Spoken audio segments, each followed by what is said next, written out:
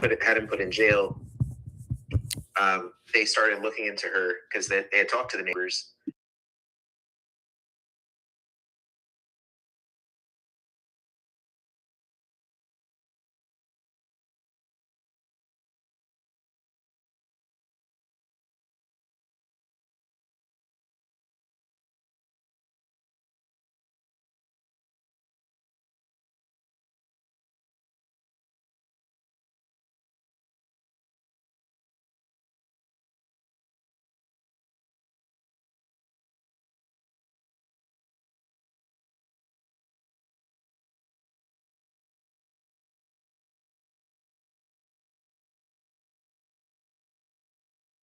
It's happening to fathers, mothers, and it's generational, it's multi-generational. And so we have to find a way to reform it. Before we go, there is the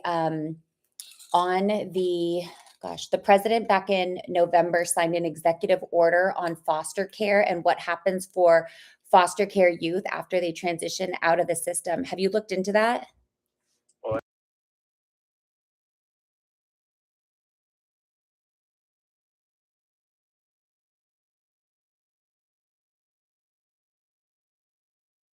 And then,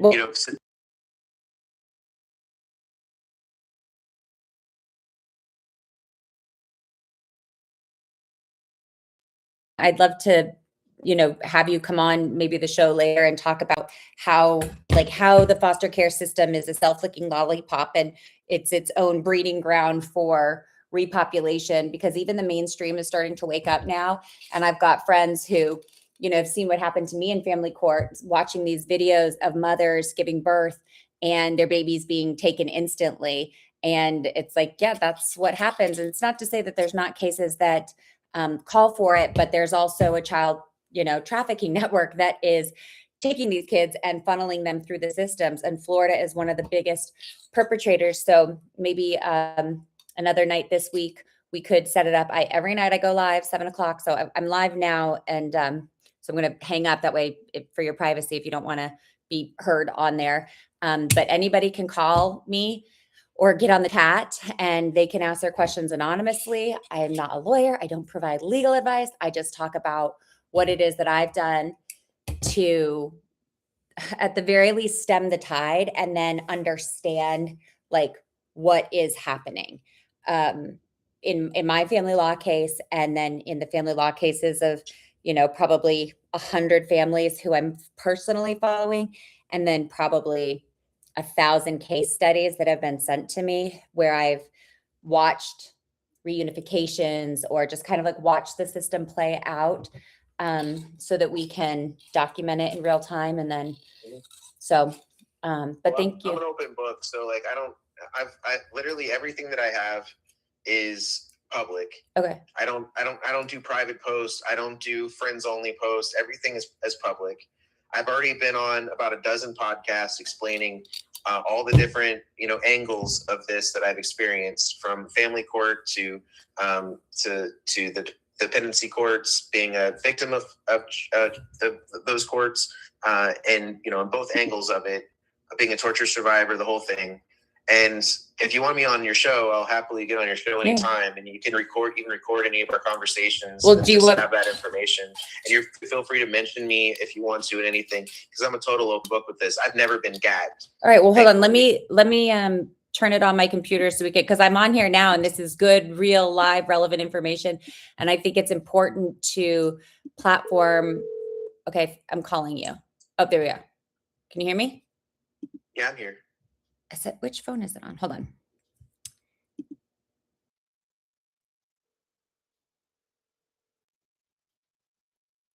Can you hear me? Yeah, I'm here. Okay, there we go. I switched where the phone was coming into. But no, so we've been talking for about an hour, and I've got you live on YouTube or on the Trebuchet podcast. You can say your name, not say your name, be anonymous, anything you want. But essentially, we were on a family justice and accountability call last night, talking about there's an event that's going to be happening in March 1st through 4th, and we're going to be going to DC for that, or I am, and some of the families are. And you had some really good questions as a foster care youth. And when I started to hear your story, I was like, oh, I need to know more about this. And then I need to connect you with other people in this space, like my friend Dallas. And then it turns out, you know, another one of our friends, Michelle, who went through CPS Hell. So this is multi-generational, and there's certain patterns that keep popping up. You probably noticed that when we first started talking. I try to respectfully interrogate people, like while respecting their trauma, but then I also have to figure out the schematics of like, where are you? What county are you in now? Where did this happen? Where did that happen? Because survivors can get so caught up in their trauma and just trying to get someone to listen and to believe them, that it's like you're begging, you're like, please, please, please, just listen. And it's like, oh, you don't need to explain yourself. You don't need to talk about the abuse. I already believe you. So we can go past that into the next level of this, which is, what are we going to do about it? And what I always look for is repeating patterns. And everything that you have said is a repeating pattern. And it's something that I've seen across the country. And so for anybody who maybe doesn't know like how the foster care system can work, could you do a brief kind of summary of how you ended up in foster care at 12? Sure. Okay. So my name is Christopher Griffiths. I'm sure that some of your people probably already know who I am. Can I find you on And, Facebook?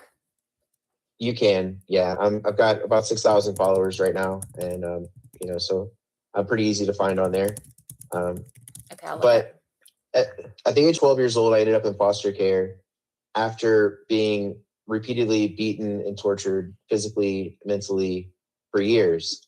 And it wasn't through the abuse specifically that got me into foster care, because I would report, and DCF would allow me to continue to be abused and didn't intervene in any way, shape, or form in the abuse that I was enduring. But it was actually for a so my mom refused to pick me up in the facility that I ended up going into foster care for. Which goes to show that the DCF system is not protecting children that need to be protected, because I should have been taken way before then. But unfortunately, what I realized in going into foster care is that I was literally going from what was most certainly a torturous and abusive situation to going into a whole system of additional abuse. And I was in multiple foster homes, over 30 in the period of time I was in foster care. And I went from one abusive home to the next, just trying to hoping that one of these foster homes I was going to land in was one who wasn't going to be abusive or exploitative. And I don't think I ever really found a good foster parent.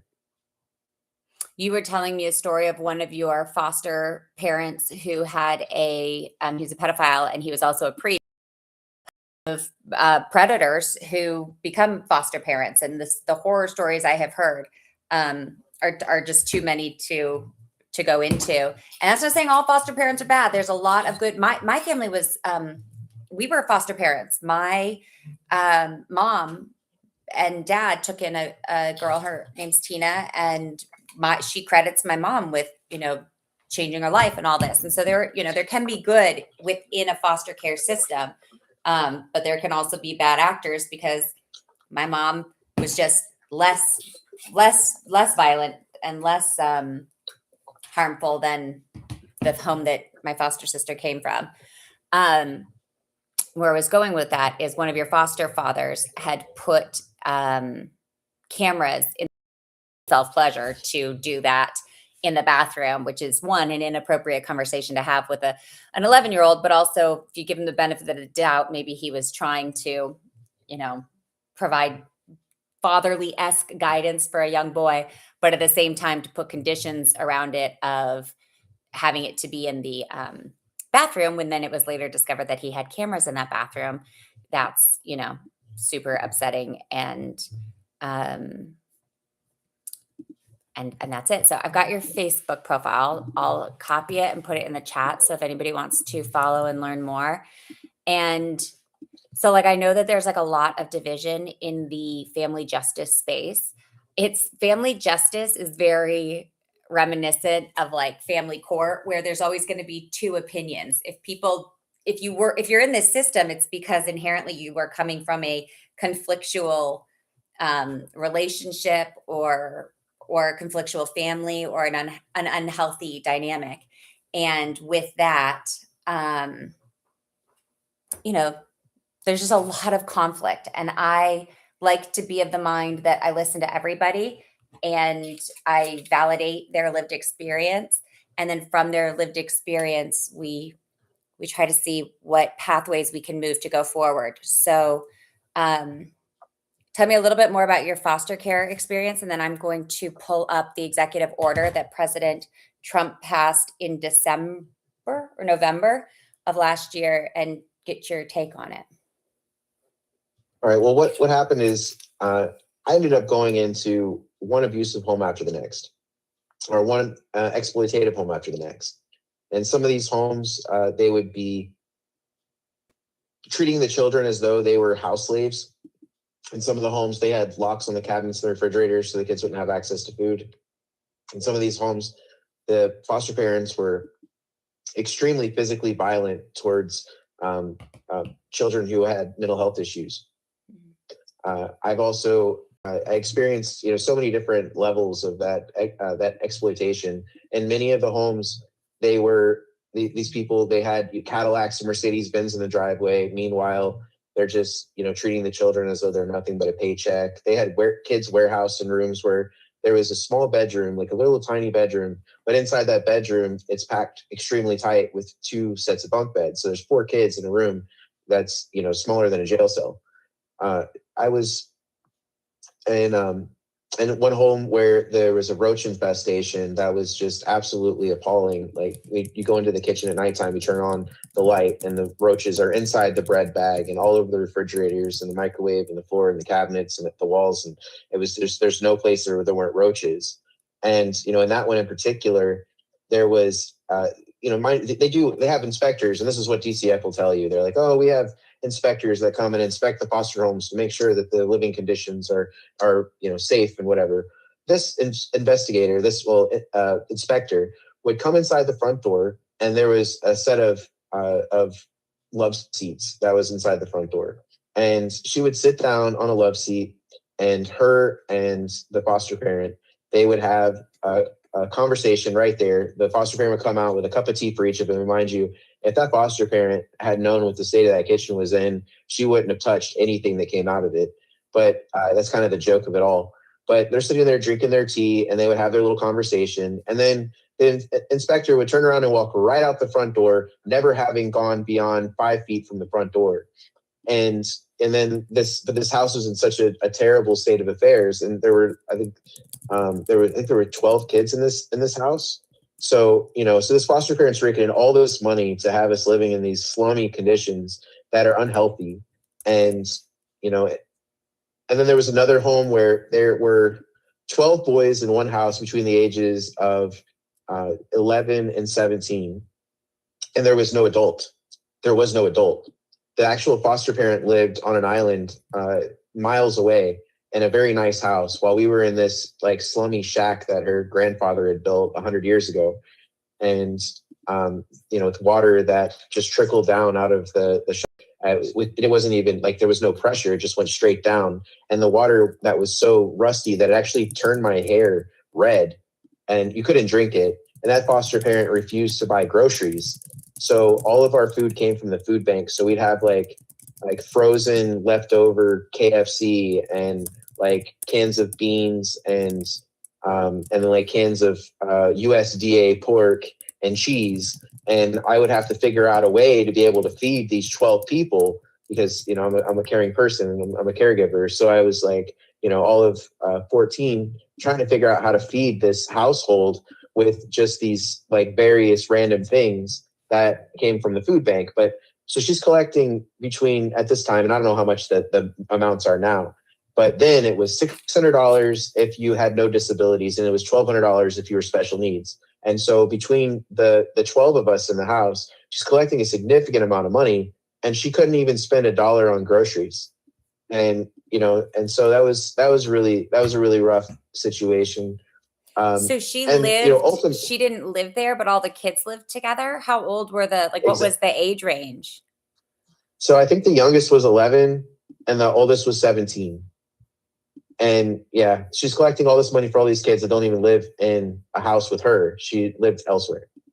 And so I had these houses. I had that house shut down. I had the other house with the roaches shut down. There was one house where, so like this lady, there was a What 21 part of year California or Florida was that? So the house with the the 12 kids that had no adult supervision, that one was in Nassau County, Florida. I mean, Nassau County, Florida, in a small town, this little dinky town in the middle of the sticks called O'Neill. And then the one with the roaches and the rest of the foster homes were all in Jacksonville, Florida, Duval County.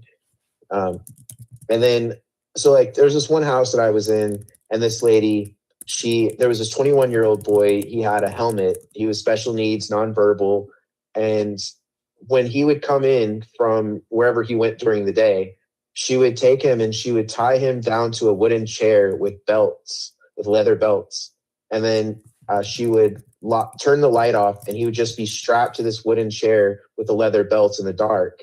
And he would like moan. He would like, he'd yell in his way, like miserable. And so what she'd do is when he'd start making noise, she would come into the room and start beating on his helmet and screaming at him. And I had her shut down. So I was, when I got out of foster care, I was invited onto the board of directors for a nonprofit organization called the Community Partnership for the Protection of Children at Jacksonville. And at that particular organization, I used that as a platform to be able to start informing people and using my voice to try and shut down bad homes.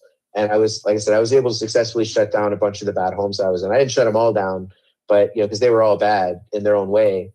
But I was able to shut down the worst of them. How do you go about getting them shut down? And was it something that foster kids can? Like if there was a kid who's in a bad foster home right now, who is old enough and has the agency to reach out to a teacher or an adult that they trust, what would you advise them to do?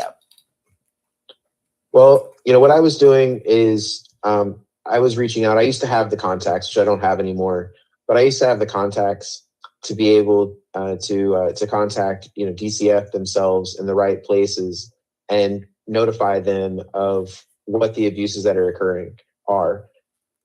When I was back in those days, back when I was 17, I assisted in getting some legislation passed that got a checks and balances system where there was a position that opened up in the government for people to read these exit interviews that are given to every child when they leave a foster home. And these exit interviews gave the kids an opportunity to be able to write down any abuses that occurred or anything unusual that happened in the foster home, and also why they thought they were being moved when they were being moved, so that at the end of it, if there was something that was alarming, that there was somebody who would be aware of it and could do whatever it takes in order to stop those abuses from occurring. Now, I don't know if that's still implemented. I do know that I got the legislation. I worked with the state of Florida, the legislators. It was actually our current Secretary of State, Marco Rubio, who sponsored that bill amendment back then. And it was unanimously passed back then. I don't know if it's still in place, but that was a good way to report it. But even still, I mean, there is an abuse hotline out there, but I don't know how effective any of that is anymore. I know that the abuse hotline is run by Health and Human Services, and Health and Human Services is the one who runs foster care. And so, the same with the human trafficking hotline.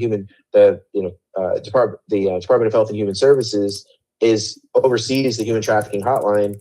And oftentimes, when victims contact the human trafficking hotline, they get dismissed, especially if it involves something that happens in foster care, because it's basically, in that case, it's self-oversight, and self-oversight never works.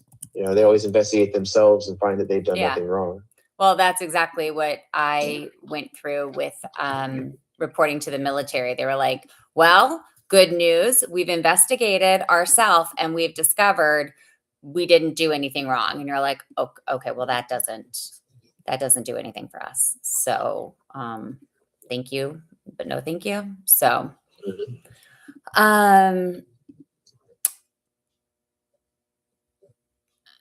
tell me about, we were talking about this earlier about the money involved in social services, in CPS, in foster care. Can you kind of, and like there's certain things about it I had no idea. Like I didn't know that parents had to pay child support, and you were saying that you didn't think your parents knew either, because then as soon as they realized that their wages were getting garnished, they then stopped. That is so, like, that adds a whole other layer of chaos to this that I did not know existed, that they can take a child and then order the parents to pay them child support. And then it's a demotivating structure for the parents to get the kids out, because it's a lot like supervised visitation in family court, where the supervisors will write bad reports so that you have to stay in supervised visitation status to continue to fight for your children, while they literally are making like hundreds of dollars a week off of you.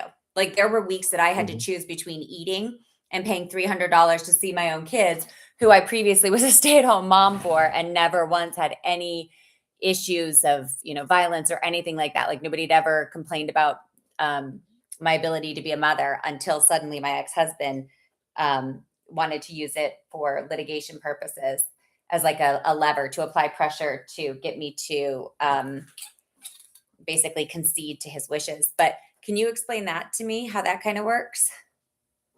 All right. So we've got the child support, well, the foster care system, obviously there's funding involved, and it comes from different sources.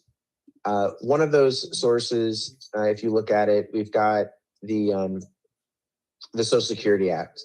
So most of these kids, you go into foster care, when they go into foster care, they don't have any disabilities that are on record. But once they go into foster care, the majority of foster kids are diagnosed, drugged, and then put on Social Security, where the department is getting funds from the Social Security for these kids. And then another one of these funding sources is through Title IV-E. So we know that Title IV-D, that's the child support program that for kids who are in like divorces or paternity cases, that's where that funding is. But Title IV-E of the Social Security Act is the funding for foster care. And in order to get reimbursed for the cost of having a foster care, and I'm not sure if it's specifically for children who are abandoned or into foster care, because that was my case, I was in for abandonment, or if it's just in the cases of foster care in general. It could just be for abandonment. I haven't read through it yet. Wait, can you say that part again? Can you go back? So, all right. So Title IV-D, the child support and the child support program that we're familiar with in family court cases. So the original purpose of Title IV-D was to reimburse the state for the expenses of welfare when a parent, specifically a father, abandons the family. That was the original purpose. It was to reimburse the government for abandonment of the family when the family goes on welfare, because back then women didn't really work. So and then you look at the Title IV-E program. Title IV-E is for foster care, and so now I'm not sure. This is something I'm not 100% sure about. I don't actually not sure in any way. But I'm assuming it's possible. I haven't looked into it. I'm sure there's somebody out there who's read deep into Title IV-E. But part of their funding comes from child support. They charge child support to parents of children who are in foster care. And my question, which I don't know the answer to, is whether or not it's specifically for cases where the parents abandon the child in the foster care, or if it's generally if the child's taken or abandoned. That's the part I don't know. So, but I do know that they charge the parents for child support. And then the other part of that we were talking about is what happens to the surplus funds. Yeah. So when these kids are into foster care, you've got, they get the Social Security benefits, they get the child support from the parents, and then they use that money in order to pay the foster parents. And then so you've got this money going towards the foster parents, and then whatever's left over is what they have a surplus. So after they pay for whatever the cost of the child's care is, there's a surplus that's left over, and then that surplus goes into a trust account. And with that trust account, it builds up, and some of these kids have tens of thousands of dollars in a trust account. But these it's children like based every year, right? You were saying. Well, whatever's left over. So at the end of the month, when they collect from these different sources. They collect from the security. They collect from the parents paying the child support, and then they disperse out to the foster parents the cost of whatever the cost of care is. They'll disperse that out, and then if there's a surplus left over, then that money goes into a trust account, and these trust accounts have the children's names on them. And when the kid gets out of foster care, that's that child's money. And if the child knows about it and knows to ask for it and ensure that they get it, then they can get a check for whatever's in that trust account, which could be in the thousands, sometimes tens of thousands. If they don't know about it, then, and which is pretty common, a lot of these kids don't know about their trust accounts, that money gets forfeited and ends up going back into the state coffers. Now, I don't know how long it is that it takes, like how long you have to claim that money. And I'm not sure if, they've got that Florida Treasure Hunt website, FL Treasure Hunt. Oh, where you can see if you've got unclaimed money. Exactly. I don't know if it shows up on there or not, but I knew about my trust account the second time around. I didn't know about it the first time, and I forfeited that money, I'm sure. But the second time around, I did know about the trust account, and I said, I need you to make sure that I get my money. How much money is in my trust account? How'd you find out about it? Like what clued you in? What tipped you off? Former foster kids who knew about it. Yeah. So, I had a network of former foster kids that I was speaking with. And, but you were when I got out of foster care, they told me. You were 16 at the time? Yeah, I was 16 when I got out of foster care. So you're a 16-year-old advocating for yourself, getting money that you're entitled to when a system doesn't even bother to educate you on, what's going on. And like that kills me. So I'm looking up the Title 4E foster care funding. I'm going to do an infographic on my board here in a minute. This is actually what I was going to talk about tonight. So the funding source are federal funds that are authorized under Title 4E of the Social Security Act. So the Social Security Act was implemented in oh goodness, let me look. I'm going to look this up. Tell me,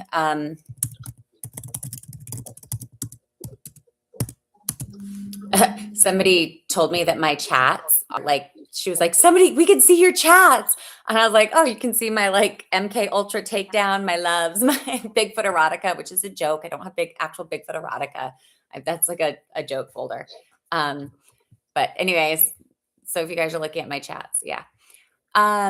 What is Title 4E? It's a section of the Federal Social Security Act that provides funding to states for foster care, adoption assistance, guardian assistance, some child welfare training, and then limited prevention services. They've been expanded in recent years.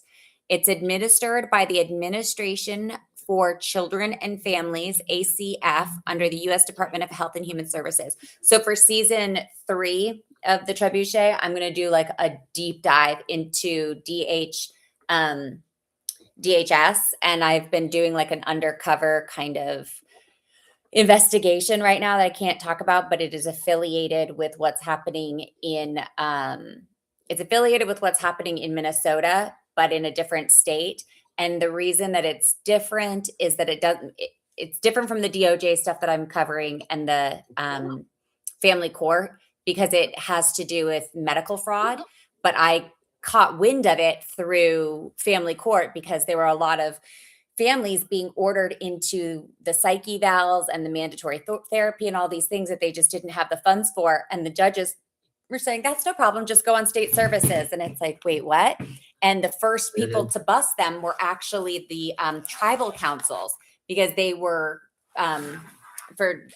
Native American children, they were calling it out, saying like, hold on a second, like something's hinky here.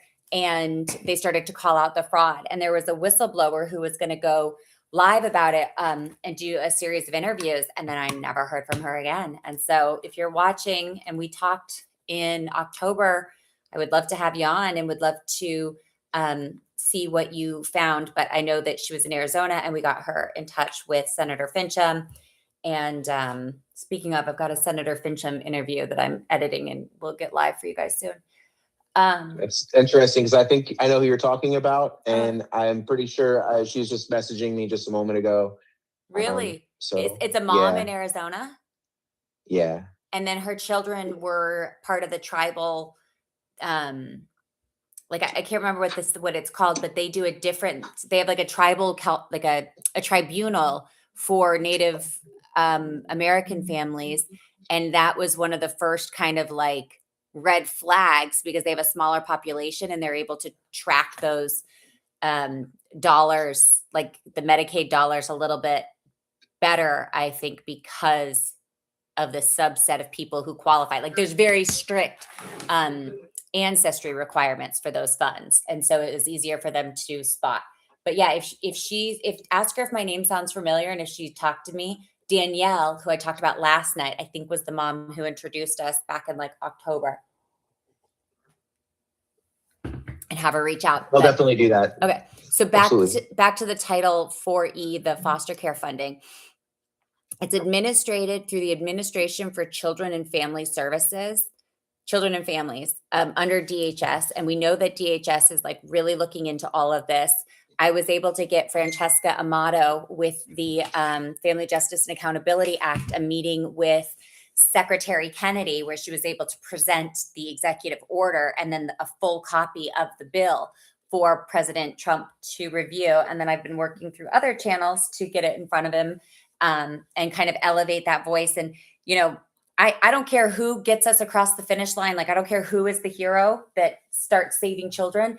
And I think a lot of the division needs to be quelched, because we're all fighting for the same thing. And the reason why there's so much infighting is because we are all, it's like, imagine a bunch of foster kids in one environment where you're being tortured by a system that just keeps layering on, and you have no way to escape it and to push out of it. So you turn on each other, and, you know, they call it crabs in a bucket. And so I'm just hoping that any version that gets reform into family courts and CPS, Child Protective Services, Title 4E and 4D is a win, because these are your tax dollars going to waste. And we are so concerned about fraud, waste, and abuse. But it's like, if you knew that your tax dollars were down, the down chain effect of your tax dollars were allowing for child trafficking, would you care which bill gets passed, as long as a bill gets passed to address it? So, well, on that subject of child trafficking and the exploitation of children in foster care, are you aware of the Adoption and Safe Families Act? Okay, so I kind of am. Is this the one that John Walsh put forward? I'm not sure if it has anything to do with John Walsh. What I do know is that the Adoption and Safe Families Act is incentivizing the sale of children out of foster care. Yes. And okay. so what they 1997. they give exactly one, right? So 1997. So during the Clinton era, 2 years after the Clinton administration failed to ratify the human rights treaties on child rights. Yeah, the United Nations Convention on the Rights of the Child. Yeah, UNCRC. Yeah, so we failed to ratify that under the claims that it would impede on state laws. But I don't know. That's a deep dive for somebody like Ian Carroll. And we're the only United Nations country that hasn't ratified the United Nations Convention on the Rights of the Child. So we're literally the only United Nations country that doesn't have established child rights. Yep. How the hell is that? The land of the free and the home of the brave, my ass. This is the land of the scared, the oppressed, and the slave. So, but we have, so we didn't ratify the UNCRC.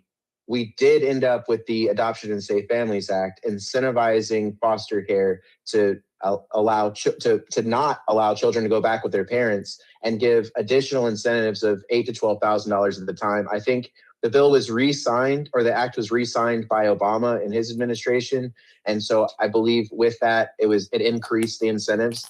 But if you don't allow it, if you adopt the child out within 2 years of going into foster care, then they get these additional funds of, at the time, $8,000 to $12,000. Now, that incentivizes the department to not allow children to go back with their parents. And in a lot of these cases in foster care, when you see that these parents are saying, oh, my rights were violated and my child was adopted out, they terminated my parental rights, and I did everything that I was supposed to do, everything that they asked me to do, and they still kept my kid and they did not give me my child back. Yeah. Well, that's why, because they can abuse this federal funding source, the Adoption and Safe Families Act, in order to get additional funding on top of the amount of money that they charge for the adoption. Okay, ready for online, this? 1997, accelerated permanent placement of a child in foster care through the following: required states to initiate court proceedings to free a child for adoption. Once that child had been waiting in foster care for at least 15 of the most recent 22 months, unless there was an exception. Allowed children to be freed for adoption more quickly in extreme cases. So promoted adoptions through the following: rewarded states that increase adoptions with incentive funds, required states to use reasonable efforts to move eligible children into foster care towards permanent placements, promoted adoptions of all children with special needs and ensured health coverage for adopted children with special needs, prohibited states from delaying or denying placement of children based on the geographic location of the prospective adoptive families. So that's how you get kids taken out of Washington State and moved to Georgia. And then the parent has no chance of ever, locating the kid after following all the rules. And then it required states to document and report child-specific adoption efforts.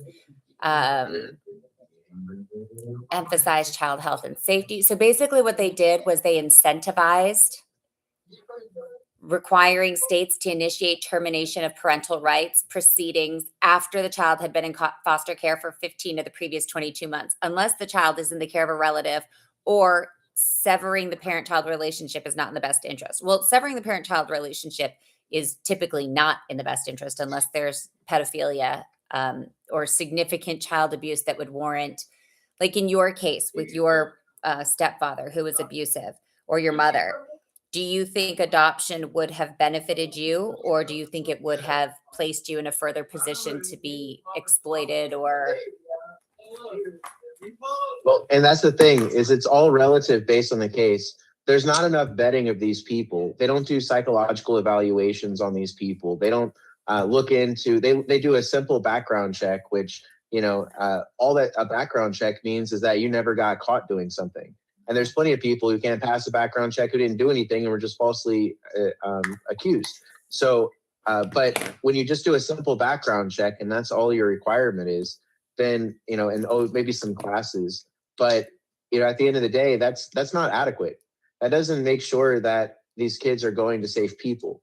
So, it could have gone either way. I could have, if I was put up for adoption, then potentially I could go with the safe person. Mm-hmm. But at the same time, if there's also the potential that I can't, because there's plenty of people out there who adopt kids who don't adopt kids for the right reasons. They adopt them because they have an intention of using them as slaves or sex objects. Yeah. There's a case and we know that's happening. There's a case out of Clark County, Nevada that I'm tracking of a family who was in Nevada temporarily and had their children taken because they were homesteaders in Arizona.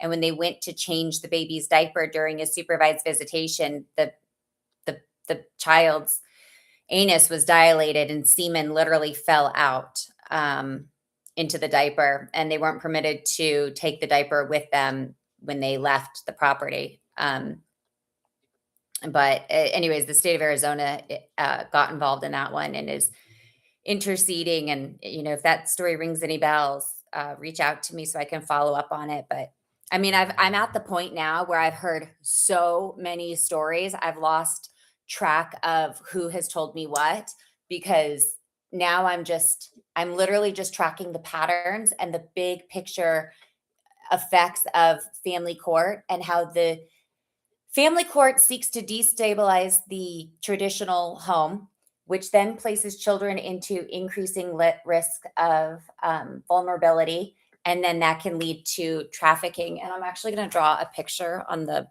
board in a second, but I'll bring up this flyer that I did last night.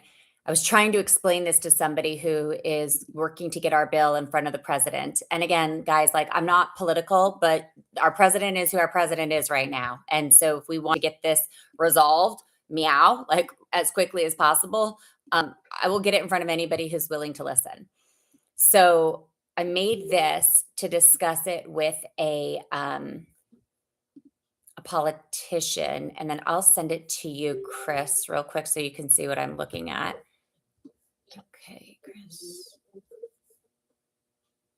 Oh, you got your dog. Oh, where's your pup? You don't have him? Yeah, he's in Florida right now. And unfortunately, my friend who has him is not being much of a friend and saying she doesn't want to give him back to me.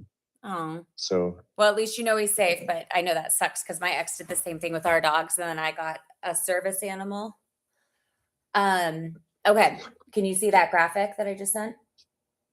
All right. I'm trying to, I'm looking, you sent it on the phone? Mm-hmm.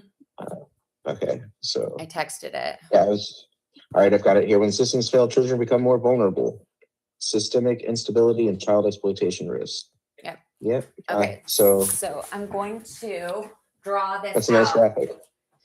So I was trying to explain this to somebody who doesn't have children, who works in politics, who is like, give me the bullets of it so that I can advocate for you, for your kids, for this cause.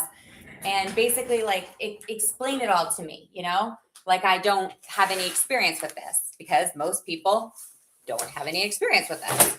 So I'm going to play teacher. I need to get this area cleaned up a bit more so I can do this better for you all. I have my recording camera, but I haven't been able to figure out how to get it set up quite yet. Every day there's some new technology thing with it. So essentially what we have is the destabilization of the American family. And what that does is places children in an increased risk of vulnerability because you don't have their primary caretakers in their lives advocating for them. So if I were to draw it out, should have just gotten a small little. What if you could do? Does YouTube have a drawing app? Can I draw on that thing? Wonder. Okay. So we have.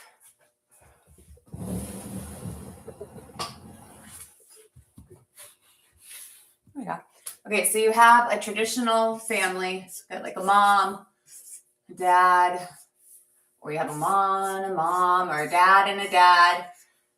Doesn't really matter what the makeup is, but generally it's two parents, and then they'll have a few kids.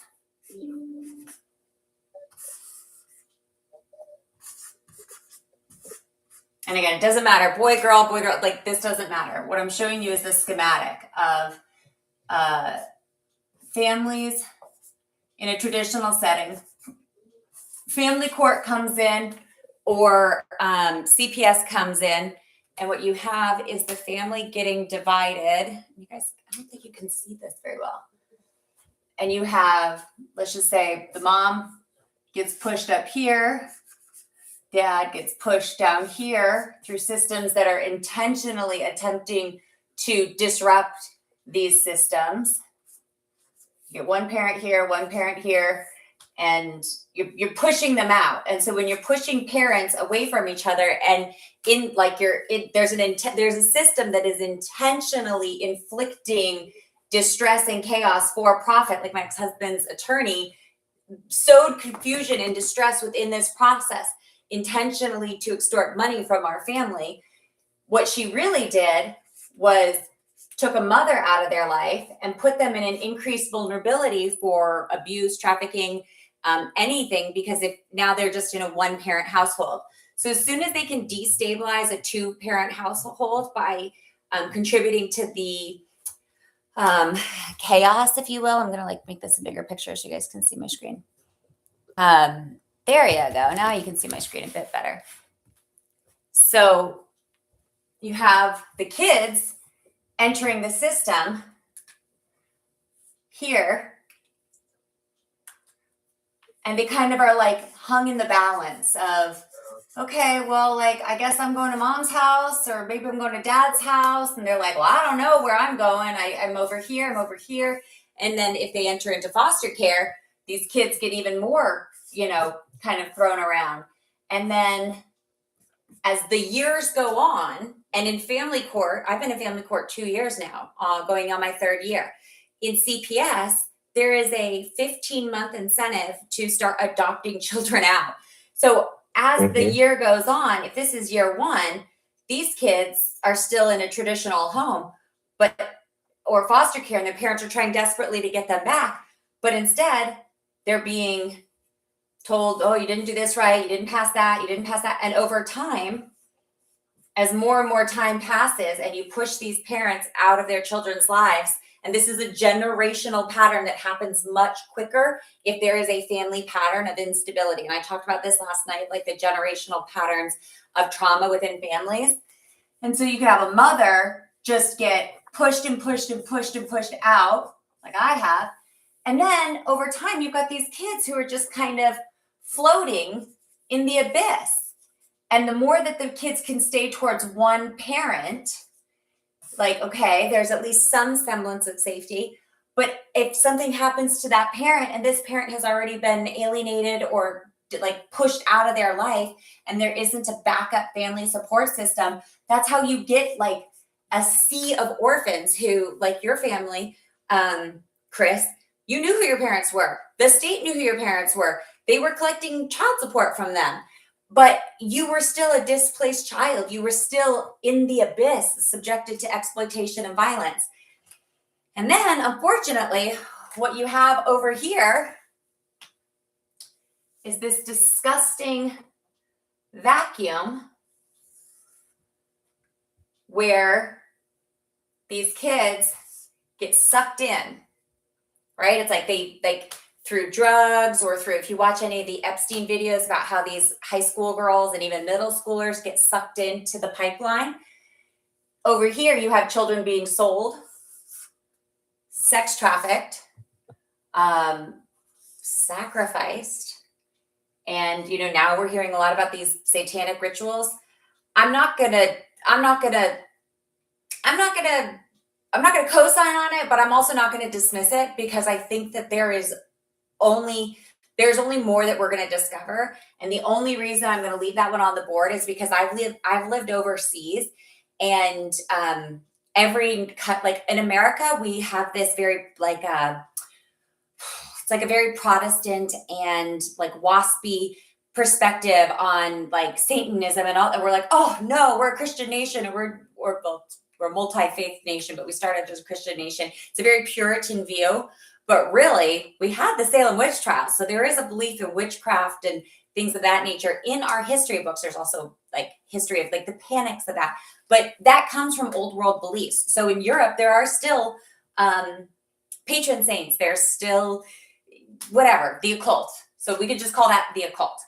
And so when you have children who go from being members of our family that we care for, that we protect, that we insulate, that we advocate for, that we check on, that we follow up on, that we go to their soccer games, their football games, their graduations, their school plays, and you just have these kids who enter the system who nobody gives a shit about, or maybe one person does, but they can't do it all for them because the system is not supporting them. They get literally sucked up into this pipeline. And I'm just going to I'll name it for now the Epstein pipeline, because we can all see it and we can all agree that there was a person who was sucking in these types of vulnerable children. And then this is the most disgusting part, and stay with me because this is real and you need to know this. Once children are sold into sex, like the sex trade, they're either sold or trafficked, or they're sold for their body parts, organs. And these can be kids as young as babies, as old as 18. And then even adults who could be trafficked. We'll talk about in a second. Sold, they can be sex traded, they can be sold, they can be enslaved. Kind of how, Chris, you were talking about earlier, that you became basically like the indentured servant of a house, that you had to do all of the chores and things like that. Or they could be sacrificed. Yeah. And if anybody wants to like talk shit, like, oh, sacrifice is not a crazy thing, fuck off. Go look at the Mayans. Go look at the Aztecs. Yeah. Go do your history. Like, go look. We are not that civilized as a society that kind of shit doesn't still exist. Mm-hmm. Call me crazy, but go look in a history book. There have literally been child sacrifices in almost every single cultural group across time, space, culture, ethnicity, all of it. Go look. I mean, look in the Bible. That's what Passover is, when they put the blood over the doors so that they would pass over the homes and the firstborns wouldn't be sacrificed. So, like, anybody's like, oh, it's like, okay, well, just open a book and like maybe look up the history. And if you genuinely think that we are civilized as a society to not have those types of like demons walking among us, you clearly have not been paying attention to the news and what we are seeing. And this is why, as horrific as it is to be a victim of domestic violence and sexual assault and having my records put out there publicly, at least I can now say, like, from a place of conviction, that we need to believe victims when they share, because there is not a net benefit to reliving and discussing that trauma by any means. Okay, this is the dark part. Stay with me. Once these kiddos get over here, what we're seeing and what we're like is coming out of the Epstein files, and more victims are coming forward with, are that these kids, specifically the girls, so the boys are generally sex trafficked, sold, or enslaved, or sacrificed. And like, this hurts me to even say,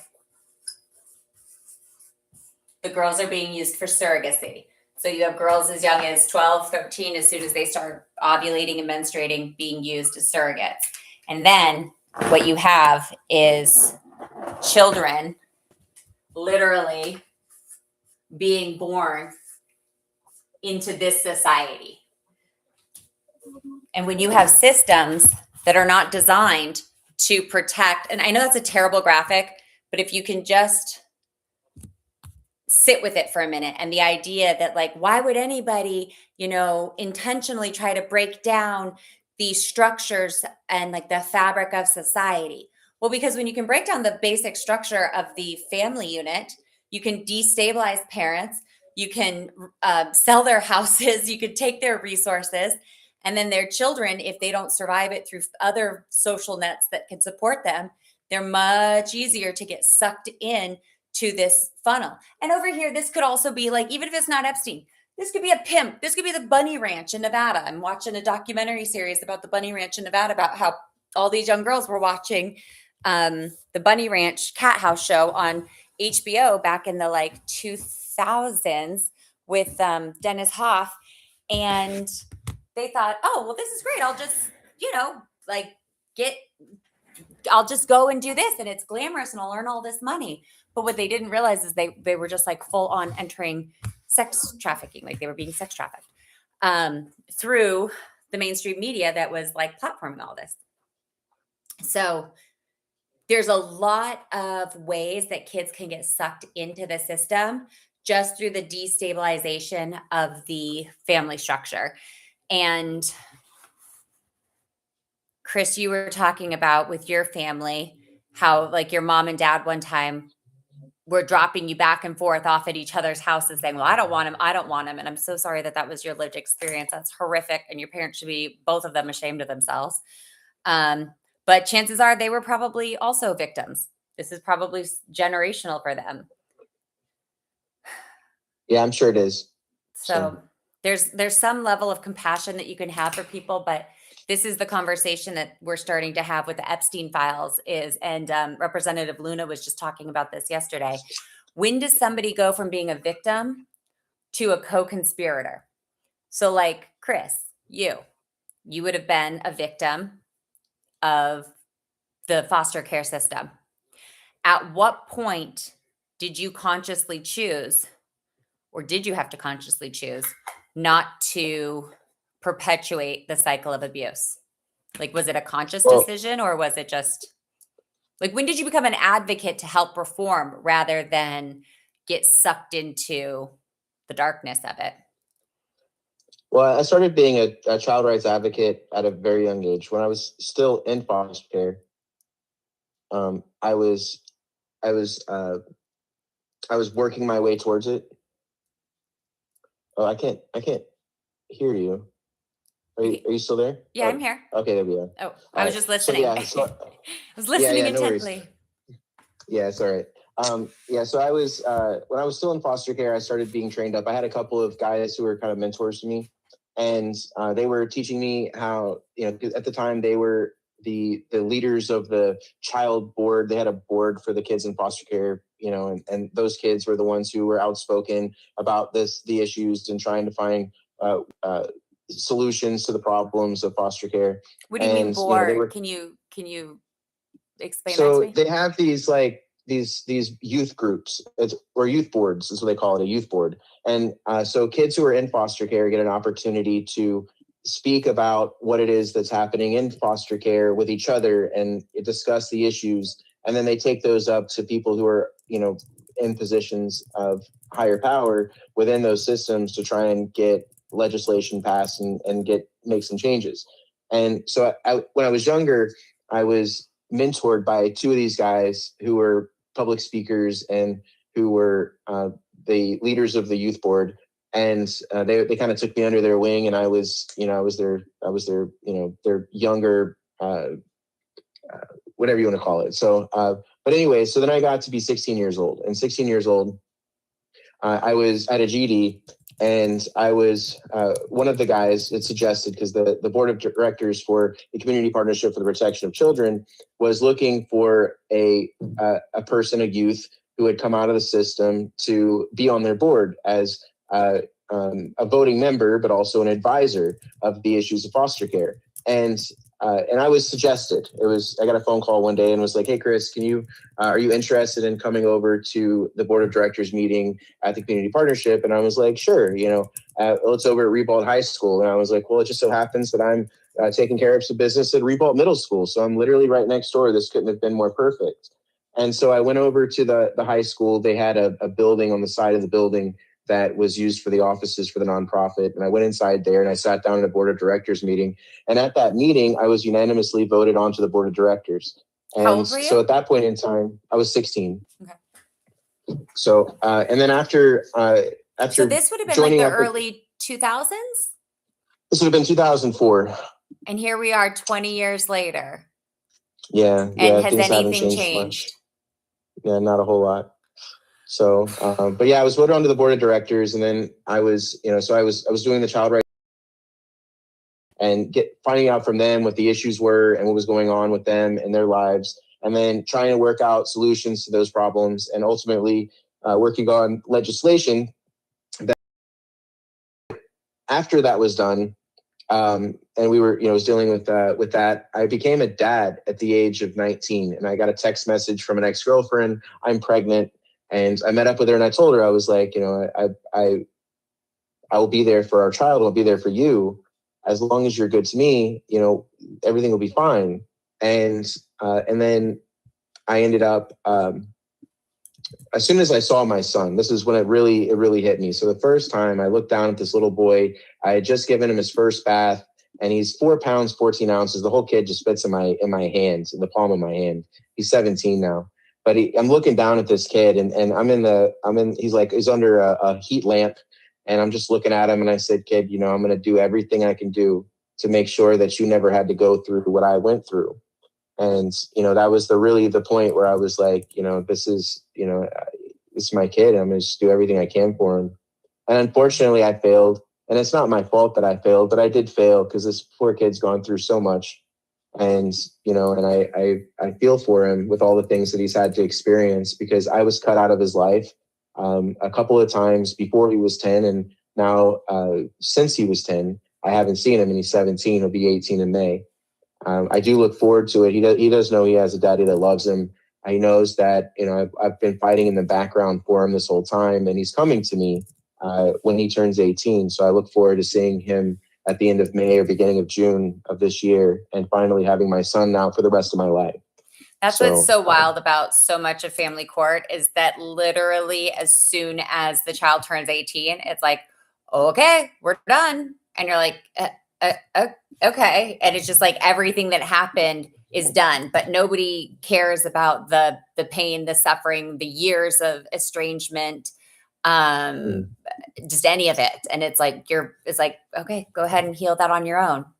So I'm hoping that that's what we can eventually end up doing here on the Trebuchet podcast, is like providing this space for, like you're a multi-generational CPS survivor. You were in the system, and now your kids are in the system, and just sharing what that's like for you as a human being. And you shared a little bit of that with me earlier. Do you want to share that with folks who might be listening? Well, it's such a systemic issue. I remember the first time I met a kid or a woman who had come out of foster care, and her child was taken into foster care. And she was a friend of mine. We were really close. She was on the youth advisory board that I was one of the leaders of.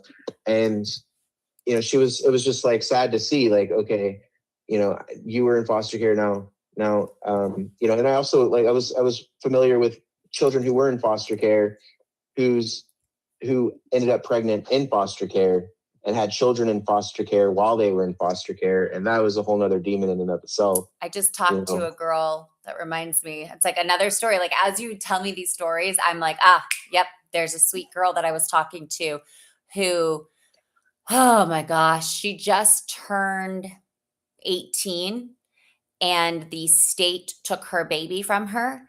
But her baby was actually her stepfather's, and her child was like 4 or 5. So she wasn't really a baby. She was a couple years old. I said, well, what happened? And, she's going through the generational cycles of escaping domestic violence and sexual assault, and CPS got involved. And I said, so just give me a second. And I'm sorry, it wasn't her stepdad. It was her foster parent. I said, so hold on a second. You were raped as a minor while you were in foster care, became pregnant with your foster care father's baby, had that baby while in foster care. And then when you were 18 years old, they took that baby from you. And she said, yes. And I said, so when you were a minor living with the foster parents, nobody ever asked you who the father was? And she said, no, they didn't. They never put one on the birth certificate, never investigated, nothing. And this is in the deep South. This sweet girl's got a really, really, really deep Southern drawl when I've talked to her. And there's an innocence in her. Oh, like this one actually hurts when I think about it, because I don't know how to help this sweet girl who grew up in the system, who was abused within the system, and had her child taken. And it's like, nobody advocated for her. And now how do we advocate for her child that's like got sucked back in? And it's just heartbreaking when you think of the number of people who failed her. Yeah. See, every time it's tough. We know that these things are happening. Yeah. But the thing is they've taken away our power, and the real thing is that we still have power, but it's a power that we are not exercising right now, because our power is in unity, and people just keep feeding into the division. Yeah. You know, they divide us up into, you know, male and female, have the men and women fighting against each other. Yeah. They divide us up into, you know, straight and gay and black and white, Hispanic and non, and, Yeah. you know, all these different divisions. And so we're divided and subdivided and then redivided. And then at the end of the day, it's just, we're just by ourselves, you know, and so then we're out here fighting the world alone. But our real unity, our real strength is in division. I mean, in the unity, our strength is in the unity. If we come together and we unify as a people and recognize that we have a common enemy that is systematically destroying the lives of us and our families, and we take a stand against it, then there's no way that they can stop us, because we do outnumber them. We outnumber them exponentially. I mean, how many lives does a family court judge destroy in a day? How many lives does a dependency court judge destroy in a day? Yeah. And, you know, then you look at that and how many do they destroy in a year? Yeah. Well, this is just one judge. They're destroying, each individual judge is destroying hundreds of families a year. And then, you know, and then there's hundreds of judges, you know, per state at least. And then, you know, how many judges are there throughout the country? And then, so you can see that, okay, well, we know that it's the judges, we know it's these attorneys, we know it's the system, we know it's Health and Human Services. And if we as a people say that we've had enough and do, like, you know, during the women's suffrage movement and the civil rights movement and the ADA movement, and where we unify and we take a stand on DC until we're heard and we're seen. You know, we can't just say, oh, we're going to be out here for today and then we're going to go home tomorrow. Yeah. No, we need to stay out there until the change comes that we demand. We need to say, okay, well, we're not leaving until the change comes. And we take our stand and we make our stand and we get our voices heard and we get seen by mainstream media, and we do things that you know, make us seen and heard, and let the world know that this is happening to us and it's happening to your family and you're not alone. And, you know, and just because we're not being heard. You know, you look in the newspaper every day and, you know, or you watch the news on TV, or you look on social media, and the mainstream media is not reporting this, but there's so many millions of victims. So Chris, that's exactly where this terrible graphic that I've created is. But I mean, if you look at it, the reason why the mainstream media isn't reporting is if you look at this table that I made. So when systems fail, children become more vulnerable. This is not by accident. The system is literally functioning as it was designed. And this is something that you can talk about or not talk about. But at the very beginning of this conversation, I asked you what your parents did. And you said that they both work in a bank, or one of your stepdads and your mom worked at a bank. And I said, that's really interesting. That's actually a trend that I'm noticing. There's a lot of individuals in these kind of spheres who are attached to banking. And when we were first told about Pizzagate and the Epstein files and, you know, this pedo rings and just all this stuff that Alex Jones was talking about 20 years ago, which, man, talk about a redemption arc. Homeboy got, we thought that when he was able to prove Bohemian Grove was real, that was like, okay, well, maybe he's not totally lying. And then you're like, oh my gosh, this is wild. This is all right here. We were told that, these things didn't exist and they were conspiracy theories. And if it came out, it would lead to a global collapse. Well, Bill Gates was in there talking about giving antibiotics to his wife for having an affair. Well, because he was having an affair with a Russian prostitute. And you have all of these powerful people. That's not going to destabilize the system. It's going to destabilize them and remove them from their positions of power. So if the people who are in positions of power own these mainstream media outlets and then they suppress voices like ours, of course it's not in the mainstream. And that's honestly like why I intentionally don't do flashy. You know, I try not to make this too flashy. I try just to be able to get on here, talk, be authentic, do my makeup so that if somebody just comes by my page, they'll be like, I don't know what this is, moving on. But if you want the real truth and you know the underbelly like you and I are talking about, then eventually this will grow legs and people will start sharing it and being like, this chick's on to something and she's blowing the whistle. And I'm usually like 6 to 9 months ahead of whatever's coming out. So like I've already known a lot of the stuff that was coming out I never thought it would see the light of day. And I turned over a lot of my information to the DOJ. I actually put it on data disks and I gave it to producers at I'm not going to say the name of the production company just so that they're not in danger. But all of my content, all of the whistleblower information is with a production company that produced some of the biggest shows that we have seen. And then the rest of it I have safe. And some of it is with the DOJ as we speak, like not behind the scenes, but just like stuff that I stumbled into while interviewing people about family court. And a lot of it it's in Florida, Southern Florida, the Miami area. So in Manhattan. And it's like it's these same places keep popping up where it's like there's these hubs and then they traffic the kids from those hubs. And when I go to DC back in March, I'm going to follow up with all the Congress people that I went and talked to in October. And I went right into their office. They said, "Hi, my name's Autumn Anelic. I'm with the Trebuchet podcast. Are you aware of the child trafficking network that's operating in Evergreen, Colorado? It's in district whatever." And they're like, "What?" I'm like, "Yeah, you guys have one of the biggest child sex trafficking networks like in the country. What are you doing about it?" And they're like, like they had no answer. And I was like, "Go ahead and just write it down. I'll be back. I will follow up with you. Like I will come back down these halls and be like, hey, remember 4 months ago when I was here and I asked this question? What have you done about it since?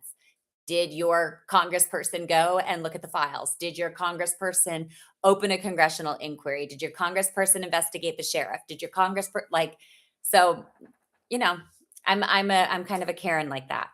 But back to this systemic instability and child exploitation risk, to parrot what you were saying, like, yes, the reason why we have not been successful in bringing attention to this is because we haven't been able to name the pipeline. And they're saying that the child, sex trafficking networks and the child sex industry, like anything that has to deal with harming children, is I don't even know, like I want to say $2 billion a year industry. Don't quote me on that, but it's in the billions. And so there is money there, but who is the supply and who is the demand and who is providing the level of coverage for that to continue?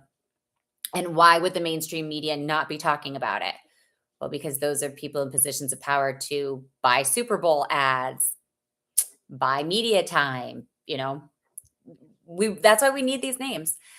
And I would strongly encourage any victim who wants to come forward to come on the show, and you could discuss what happened to you. And if you want to discuss your alleged perpetrator, we can, and I'll be the one that takes the copyright hit. And if whoever is being accused wants to come on and discuss whatever, like I'll hear all sides of it. But at the end of the day, I'm going to go with, did you hurt a kid? Did you hurt a person? Then you need to make amends through restitution, jail time, or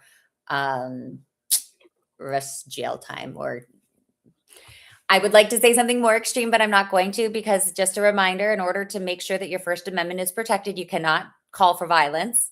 You cannot call for harm, but what you can call for is accountability. So I always encourage accountability. And then Absolutely. Back to this family destabilization, I just want to kind of go through it, and I want to make like a reel for this. But family destabilization happens in high conflict custody litigation, domestic violence separation, prolonged parent-child separation, financial collapse during litigation, and court-ordered supervised contact. And I've hit every one of those on the head. It started off that my ex-wife's parents hired a person who literally advertises as a high conflict attorney. And that's literally what she advertises as, is high conflict. Yeah, my ex-husband's attorney is military assets. She protects the soldier's military assets, even if that soldier is the perpetrator of domestic violence or sexual assault or animal abuse or child grooming. And then, this domestic violence separation, the false allegations that led to a domestic violence injunction. And it's insane how many people are dealing with these domestic violence injunctions where there was no act of domestic violence that they perpetrated, or in fact, they were the victim of domestic violence themselves. So what we need to have is domestic violence needs to be held in a criminal court, And that's why you and I were talking about, there's another mom who's going through the same hell that I'm going through, these supervised visitations where she has to fly and see the kids and do all this, pay all these thousands of dollars to see her own children. But my ex-husband, the judge in my family law case, the commissioner, ordered me back to work as a podcaster. Where she goes, "You're a podcaster. You can work from anywhere at any time. Go do it." I'm like, okay, it doesn't actually work like that. I've got 200 subscribers. I'm not monetized. I get on here and I talk about things that actually matter, not things that people like click or pay to promote. So they, obviously aren't familiar with like what podcasting looks like. And then, I mean, and on top of that, once I did actually get a sponsor, they were threatened by my ex-husband's attorney. And I can pull that up and show the world that it's like, this is this is how much they don't want you to, this is how much they don't want you to like expose the scam of it, right? They don't want anybody to know that, here it is. Yeah, so my ex-husband tried to pull up a GoFundMe account and then, here it is. Okay, let me pull it on up. How do I switch screens? Here we go. Okay, so on March 10th, after On Key Entertainment had gotten me a sponsor for the podcast, my ex-husband's high conflict attorney, Brianna Cornwall with Cornwall Family Law, who, get this, Chris, I just exposed this on a previous episode. Her former co-counsel works for none other than CPS. She's the in-house general counsel. And I didn't discover that until I was on a call with my crisis counselor, and we were going over getting CPS reports and why the county failed so miserably in my case. And long story short, we discovered that, it was just a setup in the first place. My ex-husband's attorney's co-counsel is now their in-house counsel. So makes sense why these things get thrown under the rug and not just swept under the rug, but like just buried. Okay. Dear Mr. Roberts, my firm represents Mr. Seibel in his family law domestic violence case. And I want to inform you, if you are not already aware, there are permanent domestic violence restraining orders in place that legally prohibits Mrs. Seibel from continuing to harass my client. Harassment includes making false claims against Mr. Seibel, which are not false because I've validated and verified them through my advocacy and through pushing through and continuing to share is what allowed me to defeat this nonsense, because they tried to scare me and intimidate me into silence. And this team actually hired a civil rights lawyer, spent every penny that was going to be spent on the podcast that would have gone to me and my children on identifying if they were going to get sued for civil rights violations or for any of this libel or anything. And then, the money was gone because they made a threat.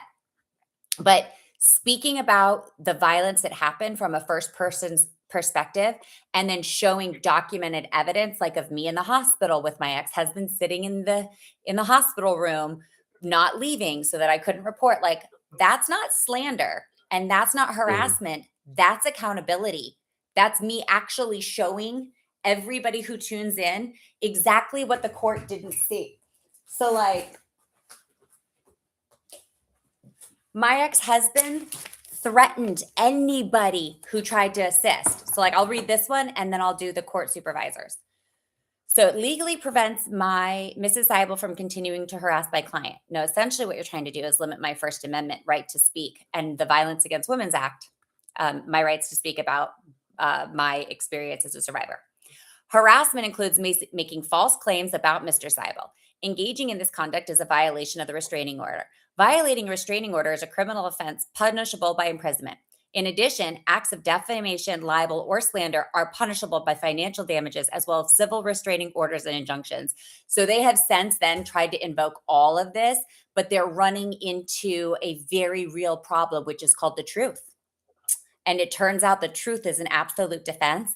And it turns out that when you take a civil matter like a divorce and try to bring it into a criminal court where you actually have to show the evidence of a crime, and you are using resources that would otherwise be used to keep the public safe. Like, I'm not a threat to the public. I'm a threat to my ex-husband's false claims. And he is a uniformed The service sad member. reality, though, unfortunately, like, we have the reality that these criminal courts are actually criminal themselves. Yeah. And, they're not actually, like, they're not fair either.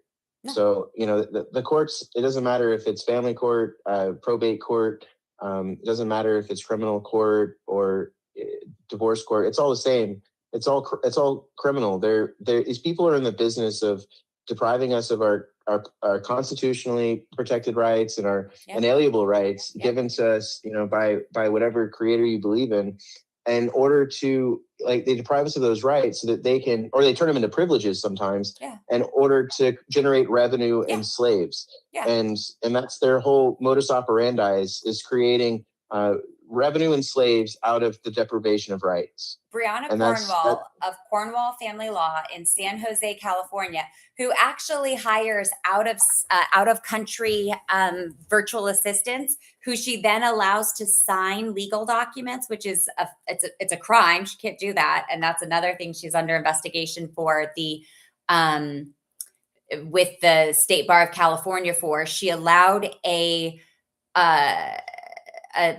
virtual assistant from Asia to digitally sign a document claiming she sent it from San Jose, when I have this woman on camera in the presence of multiple witnesses stating, no, I don't even live there. I live in Asia. I was like, so you've never even been to California? She's like, no. I was like, so you don't even know where this office is? And she's like, no. And I'm like, you got to be kidding me. That was all filmed for the production company. But so she is Cornwall Family Law, 831-515-6577, attorneycornwall.com. But this is what they do. They bleed you dry. And then when they say, but you should be able to go earn money. Okay, well, if a judge ordered me to podcast and now you're sending a cease and desist to the person who I went out and got a podcast sponsorship for, which is so hard to do in the first place, how am I supposed to earn? Listen, I don't know what role your entity seeks to play in this scenario, but I am aware that Mrs. Seibel has continued to make allegations, statements, and actions taken that constitute violations of the restraining order, defamation, libel, and slander. She's also expressed her intent to continue to harass Mr. Seibel through the use of media and entertainment platforms. Nope, I have no intent to harass. I simply have the intent to express my First Amendment right to freedom of speech and the protections afforded to me under the Violence Against Women Act and anti-SLAPP laws in the state of California. I'm also going to continue to speak every single day until I'm reunited with my children, because I was deprived of access to them as their primary caregiver under the color of law by greedy demons like Brianna Cornwall, who I'm not calling for violence towards, but absolutely accountability. And if anybody watching would like to call her office for comment, I would strongly encourage any viewer to call that number, 831-515-6577, and ask her, are you aware that Mrs. Seibel has been in a women's shelter? Have you seen the photos of violence that Lieutenant Colonel Seibel inflicted upon her? Have you seen the videos of Mr. Seibel lying to police officers about being locked out of a home when really he was seen on a baby monitor footage 9 times coming in and out of the house? Have you seen the video of him entering the garage and hiding his weapons in the rafters of the garage? Have you seen the medical reports that clearly detail that Mr. Seibel was exercising economic, financial, and sexual control over Mrs. Seibel? Like, have you seen any of that? And you're still going to go with this narrative that you're representing a victim? I mean, these are just like top of the line questions that I would ask a lawyer like Brianna Cornwall, because it's like, I seem obsessed, but I am, because I'm obsessed with my kids. And this woman who I have been told frequently travels in my ex-husband's vehicle and is frequently seen in the greater Monterey area, which I'm like, I hope they're having an affair, to be totally honest. She'll lose her bar license and he'll lose his pension. So I kind of hope that's happening. But where I'm going with this is, This woman has no idea of the impact that she's making on my 3 children because she is not a mother, but she has stepped in to do whatever she could to keep me from my kids. And then anytime I try to earn a living, they call it slander. So she said, I hope that it's not this entity's intention to perpetuate the harassment against Mr. Seibel. If it is this entity's intent to engage in, facilitate, be complicit in, or encourage harassment, defamation, libel, or slander, then this entity can also be the subject to legal consequences. Yeah, as a matter of fact, we actually are filing a suit against you, Brianna Cornwall, because you literally drove this company into financial ruin, and you're going to be held responsible for that. She goes, I don't find them as a business. And she's like, reach back out to us. And they were just like, kick rocks. We'll talk to our lawyer. But like my ex-husband's biggest thing was he wanted me to take back my false claims of domestic violence. And I was like, Dan, even if I wanted to take back every single thing that I have said about you, do you know how many people have come to bat for me and said that you're a liar? This many. These are all statements from people who have watched what he has done in court and over the years, and they're just not tolerating it. Like my doctor, she said, I've been treating Elizabeth Autumn Seibel since May 2023 for diagnosis of post-traumatic stress disorder and constant relationship issues with her husband. There were few incidents in which her husband inappropriately walked into private therapy sessions to listen to the content of the sessions, which we had to pause due to HIPAA privacy rules. She has consistently appeared stable emotionally and in mothering her children. She's consistently processed the care and concern that she wants to provide a stable and happy home for her children, which was an internal struggle that prevented her from leaving her husband through though his controlling behavior was a concern for this provider. Mm-hmm. That's before everything happened. Here's another one where the court advocate basically writes like that Dan seemed to think that he could do whatever he wanted to do. He tried to send a camera with the kids to record. Like even if he thinks that I'm a liar and his attorney wants to call me a liar, you're going to have to call all of these people, all of these women and men liars. And you can't coerce somebody to write you a 4-page letter. Like nobody did this because I asked them to, under the threat of anything. I just said, can you please write me a letter for my kids? And they all did. And then you know what they did? Didn't look at any of it. Court wouldn't allow any of it. It's like, what does that have to do with anything? What do you mean? What does it have to do with anything? I'm a teacher and I've never had a single complaint against me. And you're accusing me of being a danger to my children? How? I don't drink. I don't do drugs. I have PTSD caused by the abuse that my ex-husband perpetrated.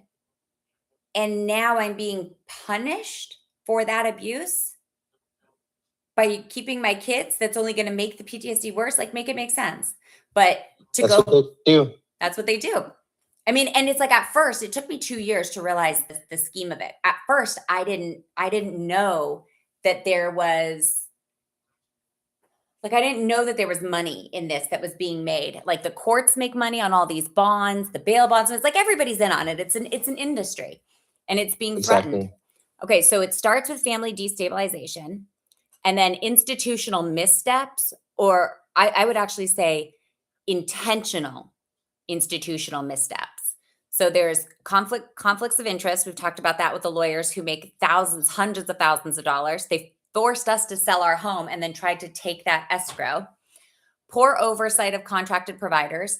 We had supervised providers who literally were smoking in the back of the room and couldn't walk. They were like in a wheelchair. I was like, how is this woman the person supervising us? Like, there's nothing normal about this. And they're following me like I'm a pedo. And I'm like, I literally just came from work where I taught 300 students at Seaside Middle or Seaside High or at whatever elementary school I was substitute teaching in that day to make the money to go pay to see my own kids.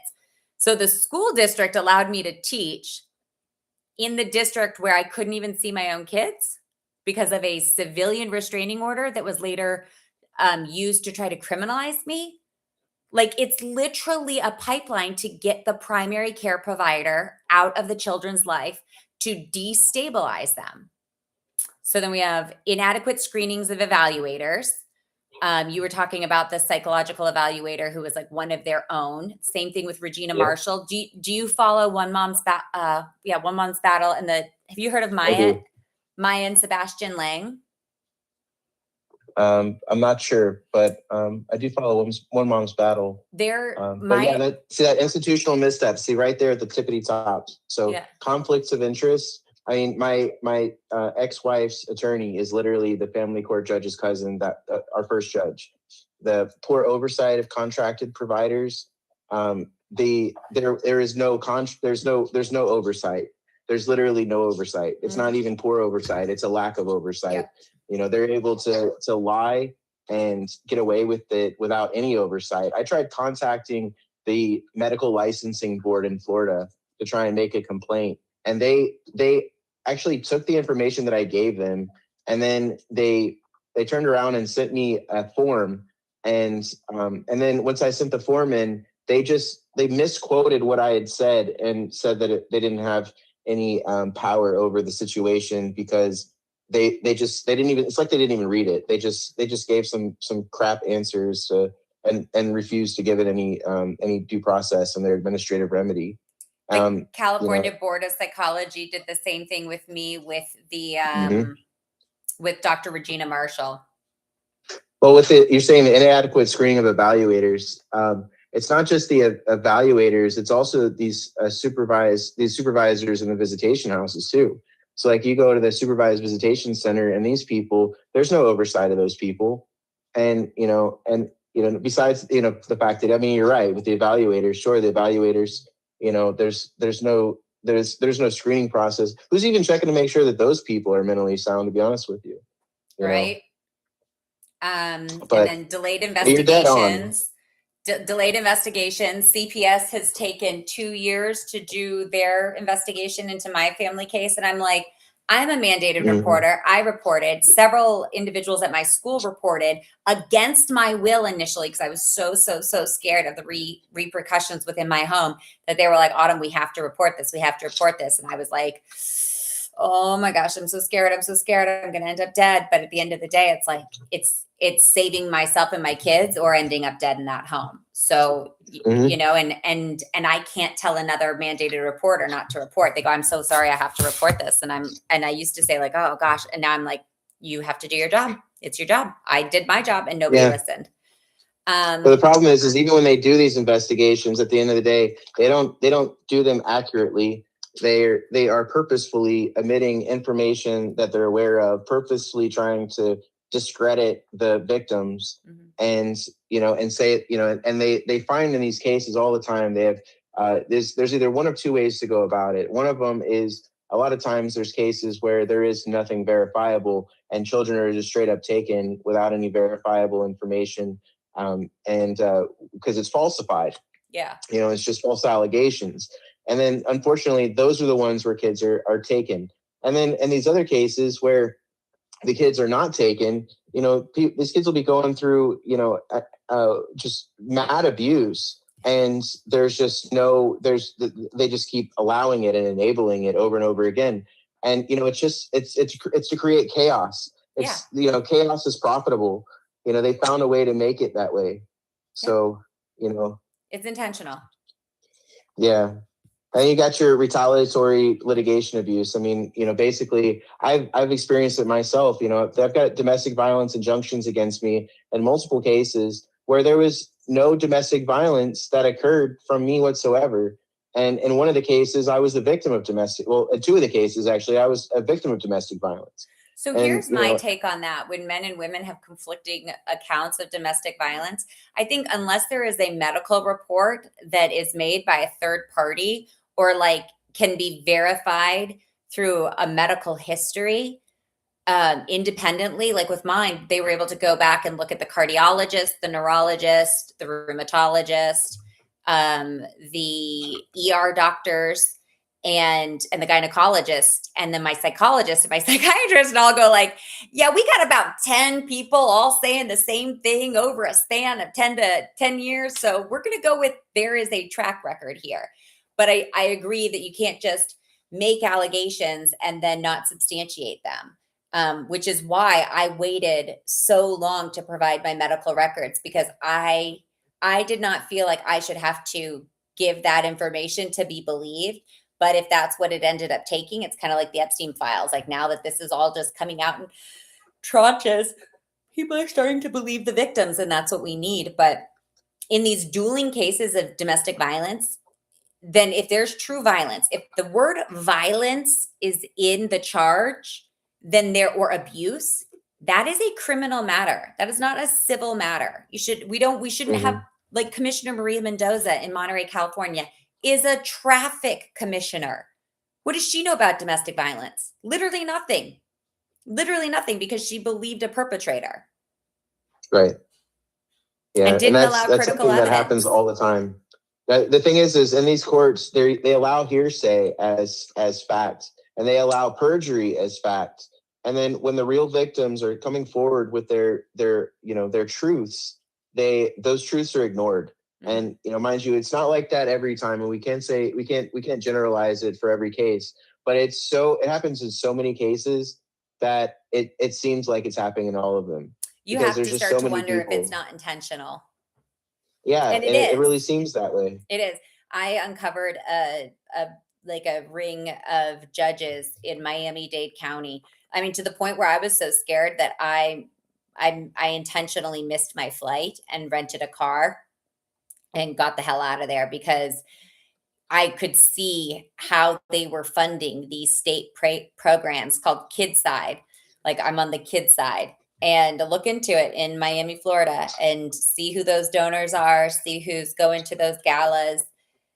It's dark and it's upsetting, and it's all a self-licking lollipop and I think a trafficking network.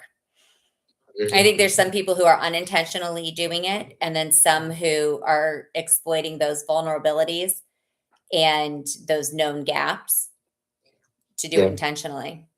Because what we have is, once you have a destabilized family, and then the institutional missteps, whether they're intentional or inadvertent, you then have increased vulnerability, which leads to exploitation risks, which leads to trafficking vulnerability for children, survival sex. That's a very real, and that's not just for kids, that's for parents who are in coerced debt. And, I did everything but sell my body for sex to make money to pay lawyers. And that's just because I've got my own sexual trauma. Yeah, I've known countless mothers who went through the system, who ended up going in that direction. Actually, the first one I met was back when I was 17 years old. And it's because what happens is you're going through so much mental abuse, and at the end of the day, you're so traumatized that it's hard to function and try to go to a regular job, try to go to a 9 to 5, and just sit down at a desk. 3 jobs for my first year. I had never had a problem at work. I was crying in the teacher's lounge on every break. I was having to go into the bathroom and do tapping and try to breathe through exercises, because it's Mother's Day and my students are doing a Mother's Day card, and my own children's father won't allow me to see my own kids when I was a stay-at-home mom for 12 years, for the first 12 years of their life. And it's this is when abusers enter the system and then use the system to perpetuate their abuse because they've lost control of their victims. It has a completely destabilizing effect on society, because not only has he removed me as the primary caregiver from their life, or you as the father figure in a child's life. And I'm saying this goes both ways. I don't like to be talking absolutes, because there always needs to be some level of compromise. But when you're dealing with apex predators like my ex-husband, who's a lieutenant colonel in the United States Army, and he's literally a military intelligence officer, so he can see the battlefield a month, 2 months, 10 months, a year, 5 years down the road. He's already planning my death in however many months, once everything dies down, and he won't be able to, they won't first go to him. If I ever end up dead, you guys, he dead it. Because he's not going to let me get away with telling the truth. ever. There's no world that Mhm. exists where I get away with telling the truth, because that in and of itself is an attack of his prowess and his ability to like seek to destroy and wound and like prove me wrong. Like literally, Dan, prove me wrong. Like, what have you done in this process that actually puts the best needs of our children first? Because when you remove a primary caregiver or you remove an active parent, somebody who wants to be in a child's life, even if that's just daily phone calls, you are destabilizing the child. And anything you do to hurt the other parent hurts the children. And I know people would say that about me, like, well, Autumn, is there any net benefit to you trashing your ex and saying all this? Not in an interpersonal relationship with him and the children. No, you're absolutely correct. And if there was any other way for me to do this, I would. But he has burned hundreds of supporters, like family, friends, anybody who would have been willing to intercede. They won't do it anymore, because as soon as they step in good faith, and I said this to the first supervised provider when he asked her, I said, Trudy, don't do it. He's going to turn on you. What did he do? Annihilated her. And she goes, he is a nasty motherfucker. She goes, and she goes, it's good that you left him because he is nasty. And I was like, how did you see him so quickly? Like, most people believe the charm, the Ted Bundy effect. And she goes, just what he was doing to you. She goes, I've known you since you were 16. I know your heart. And your mom married abusers, and you're just like your mom. And he's just like, these other men that were in your life. I was like, thank you. Thank you for knowing my trauma history and being informed. And he's like, and he's using the kids to hurt you. So when you have family destabilization combined with institutional missteps and then puts the kids at increased levels of vulnerability, we then get this pattern that is ripe for generational repeat. I'm a second generation family court survivor. You're a second generation. Your kids are now second generation CPS survivors. Yeah. Yeah, at least one of them is. Were your parents in anything like that? So I know that my mom was sexually abused in her teens. And I know that my dad was separated from his father at a young age. Now, generationally, going back in my family, I know that, so my kids had me removed from their life before they were, like, my oldest was 10 when I was removed from his life. The rest of them were younger. Were any of the allegations of child abuse? Yeah, actually. So there was a false allegation of child neglect, not abuse, but neglect. And I ended up doing 2 years in prison for it because of the systemic issues with our criminal court system. But the false allegations actually came from police who were covering up their own violence that they committed against myself and my children. So my children and I were violently assaulted, and I'm looking forward to Vincent turning 18, because then he can go ahead and tell the story from his perspective. I haven't even heard it from his perspective yet. But we were assaulted. I had 3 children in the car. The youngest was 20 months old. I had a 5-year-old and a 7-year-old in the car. And the officers were outside of my window threatening to bust my window and drag me out of the car, and started attacking my window in front of my kids, who were screaming in fear. And I did what any sane parent would do. I got away. I told the officers to step away from my car, that I was leaving, de-escalating a situation that didn't need to be escalated in the first place. And I got my kids to safety. I got them, and then I haven't seen them since that day. What did they pull you over for initially? They didn't even pull me over. So what had happened is my son was, Vincent, he was ill. He had a stomach issue. He had a tummy ache, and his teachers told me that his stomach was hurting, and I was like, okay, I'll keep an eye on it. Well, we had to leave. I had left one of my kids in daycare. He's the only one who had the after school care. And then I went and got my boat, because I had been out on the boat with my 20-month-old all day while the other kids were in school. So we went to go pick up the boat, came back to the school to get the kid who was still in the school. And in the parking lot, Vincent's like, hey, Dad, I think I have to throw up. And I stopped the car and I said, Vincent, if you have to throw up, you need to get out of the car and throw up in the grass. And so he's not moving. He's just sitting there curled up. And so I reached behind the seat and grabbed a bag. My car was a taxi. I was a professional taxi driver. So I kept barf bags in my car. So I was reaching to grab a barf bag, and I go to hand it to him, and I was like, if I can't stop the car in time, you could throw up, and then before I can say the word "this," he's hurling everywhere, and it was all over the seat, and it was all over the door, and all over the floor, and all over himself. And I'm like, holy crap, I got this pukey kid all over me. And so I step out of the car and I walk around the car and I open up the door. And I used harsh language. I said one bad word. I said, get the fuck out. And I pointed at the grass and I said, you throw up over there. And, but it wasn't like, it wasn't as bad as it could be. I mean, it's not illegal to cuss in front of your children. I didn't scream at him. I didn't say it in an aggressive manner. I'm not an aggressive person. I was just like, get the fuck out. Go over there in the fucking grass and go to the grass and throw up. Yeah. And so, and I look down and there's this pool of vomit on the seat. And I'm like, what the hell? Like I don't feel right trying to make this kid sit in a pool of vomit. Right. I'm like, I don't know. Like I can't make him sit in his own vomit. That's gross. And I don't have anything in the car to clean it up with. And that was the one thing it was my day. I was supposed to go get supplies for the car. And that day I didn't get supplies for the car. Instead, I took my 20-month-old out on the boat. And so I'm looking at this vomit. I'm like, what do I do? Like, okay, he's fine. We're in front of the school. I'm just going to go inside the school, get some cleaning supplies, come right back out and get him.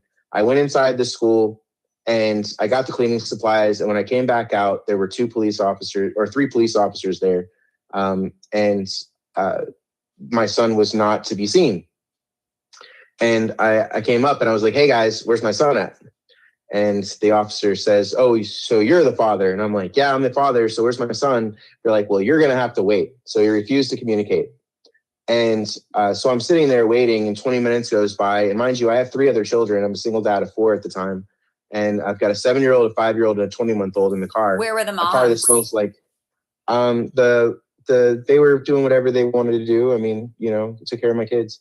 I don't know what they did, so, the mother of the oldest 3, I believe she was at home, and the youngest, I don't know, her mom might've been at work or something, but I had her 5 days a week, in the daytime. She never spent the night with me. Her mom liked her to be home at night, but she spent the days with me 5 days a week. And then the other kids, they were with me on Sunday, Monday, Tuesday, Wednesday, and every other Thursday. And they all, it was all overnight. So, so I go inside, I get the cleaning supplies, I come back out. On video, I was in and out of the school in 8 minutes. Now, it would have been less, but the director of the daycare that my son was in, the preschool, she had her own infant in her arms, and I was carrying my 20-month-old. So she needed to find somebody with 2 arms to hold her infant, their newborn. And so it took her about 5 minutes to get somebody to get her newborn and hold on to her newborn so that she could go into a supply closet and get me the supplies. And when I stepped back out of the school, you can see it on camera. I've got, my baby hooked in my arms, and I've got cleaning supplies in my hand, and I got 2 kids, behind me. And we're like, we got to hurry up and get out there and get to Vincent. He's outside by himself. He was 10 years old. So it's about like to turn 11 in a month. A tragedy of comments. So like my aunt left, this reminds me of a story of my aunt, the aunt that I told you about, who my mom and stepdad had conversations about harvesting my eggs when I was 16, and they were going to use her as a surrogate. And she told me about this when I was 18, the summer between my freshman year and sophomore year of college. I remember sitting by my grandma's pool. It was actually the back deck and the pool's on the other side, having this conversation about girls in college who were selling their eggs. And I was like, yeah, you could make some money doing it. I was like, but I'm not going to do it because I'm too scared of IVs. And, you've got to get like injections and all this. And, now that I know like what egg harvesting really is, I'm like, oh my gosh, I'm so glad I didn't do it. But it was so exploitative of women. And where I'm going with all that is, I was telling my aunt that story, and she goes, oh, well, that reminds me, when you were 16, your mom and Mark were wanting to harvest your eggs so that they could have a baby. And I was like, what the fuck? Say what? I was like, well, this tracks, because they used to drug me when I was a kid. So this all tracks. I have a nervous laugh. I'm not laughing at the situation. I'm like laughing at the audacity of it. But it was that aunt who, when her own baby was like, I want to say like 3, she left her in the car. She left one of the kids in the car because the other one was throwing up, and took that one into the grocery store really quick to go throw up and to like take care of her, leaving the other ones in the car. And on the way out, I guess she grabbed like a box of, brownie mix or something. She grabbed something and paid and checked out.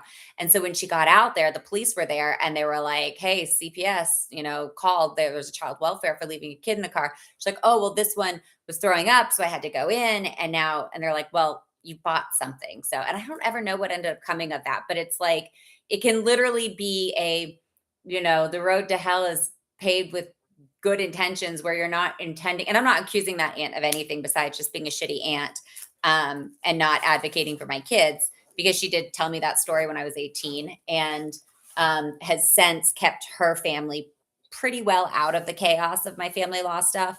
But in these families, we have just generational lying and generational protecting of domestic violence or sexual assault. And in every family, there is a person who finally says, that's it, I'm done, not me. Yeah. But anyways, I interrupted your story. I get that. I've got the generational, kids. It's the same in my family. Like my mom's sexual abuse was covered up and hidden and nobody talks about it. And then, with my dad, his separation from his father at a young age, just like I was separated, my kids are separated from me at a young age. I was separated from him at a young age. He was separated from his dad at a young age, and his dad's dad died when he was at a young age. So we've gone through, as far as I know, at least since my great grandfather, where each one of us has grown up without a dad, generationally. It goes all the way back. And these, this is, it's a shame that we have these generational curses like this.